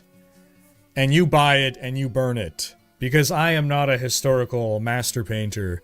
I have no legal recourse over your destruction of my painting, because you own it now. Unless I'm in France. If I'm in France, then I'm allowed to sue you for destroying my painting, because as an artist in France, I have inalienable rights. Moral right over it, always. We have to organize a union of players and modders to protect our rights to have fun.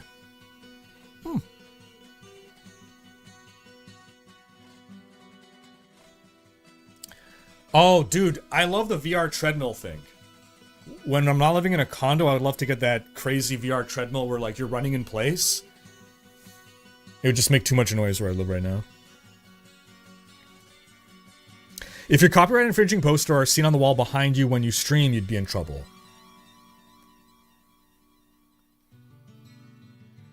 What if a copyright lawyer came over to my house as a guest and saw it on the wall and knew that I had not purchased that poster legally and I printed it myself? Would he be able to do anything? And this is in Sweden, by the way. Okay. You're allowed to print art, but you can't sell it. You can't use it in any sort of other medium without the copyrights for it. Oh wait, so like I can't print it on a t-shirt?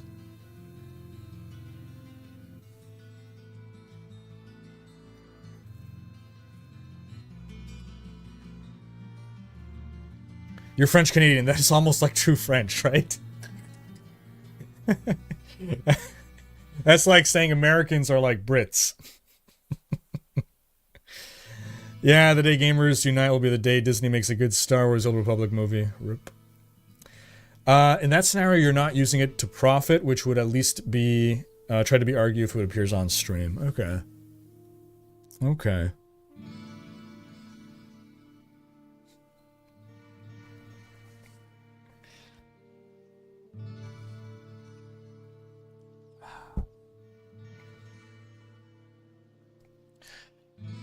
All right, folks. Well, this has been fascinating, but we'll call it there for today. We made amazing progress in this game today.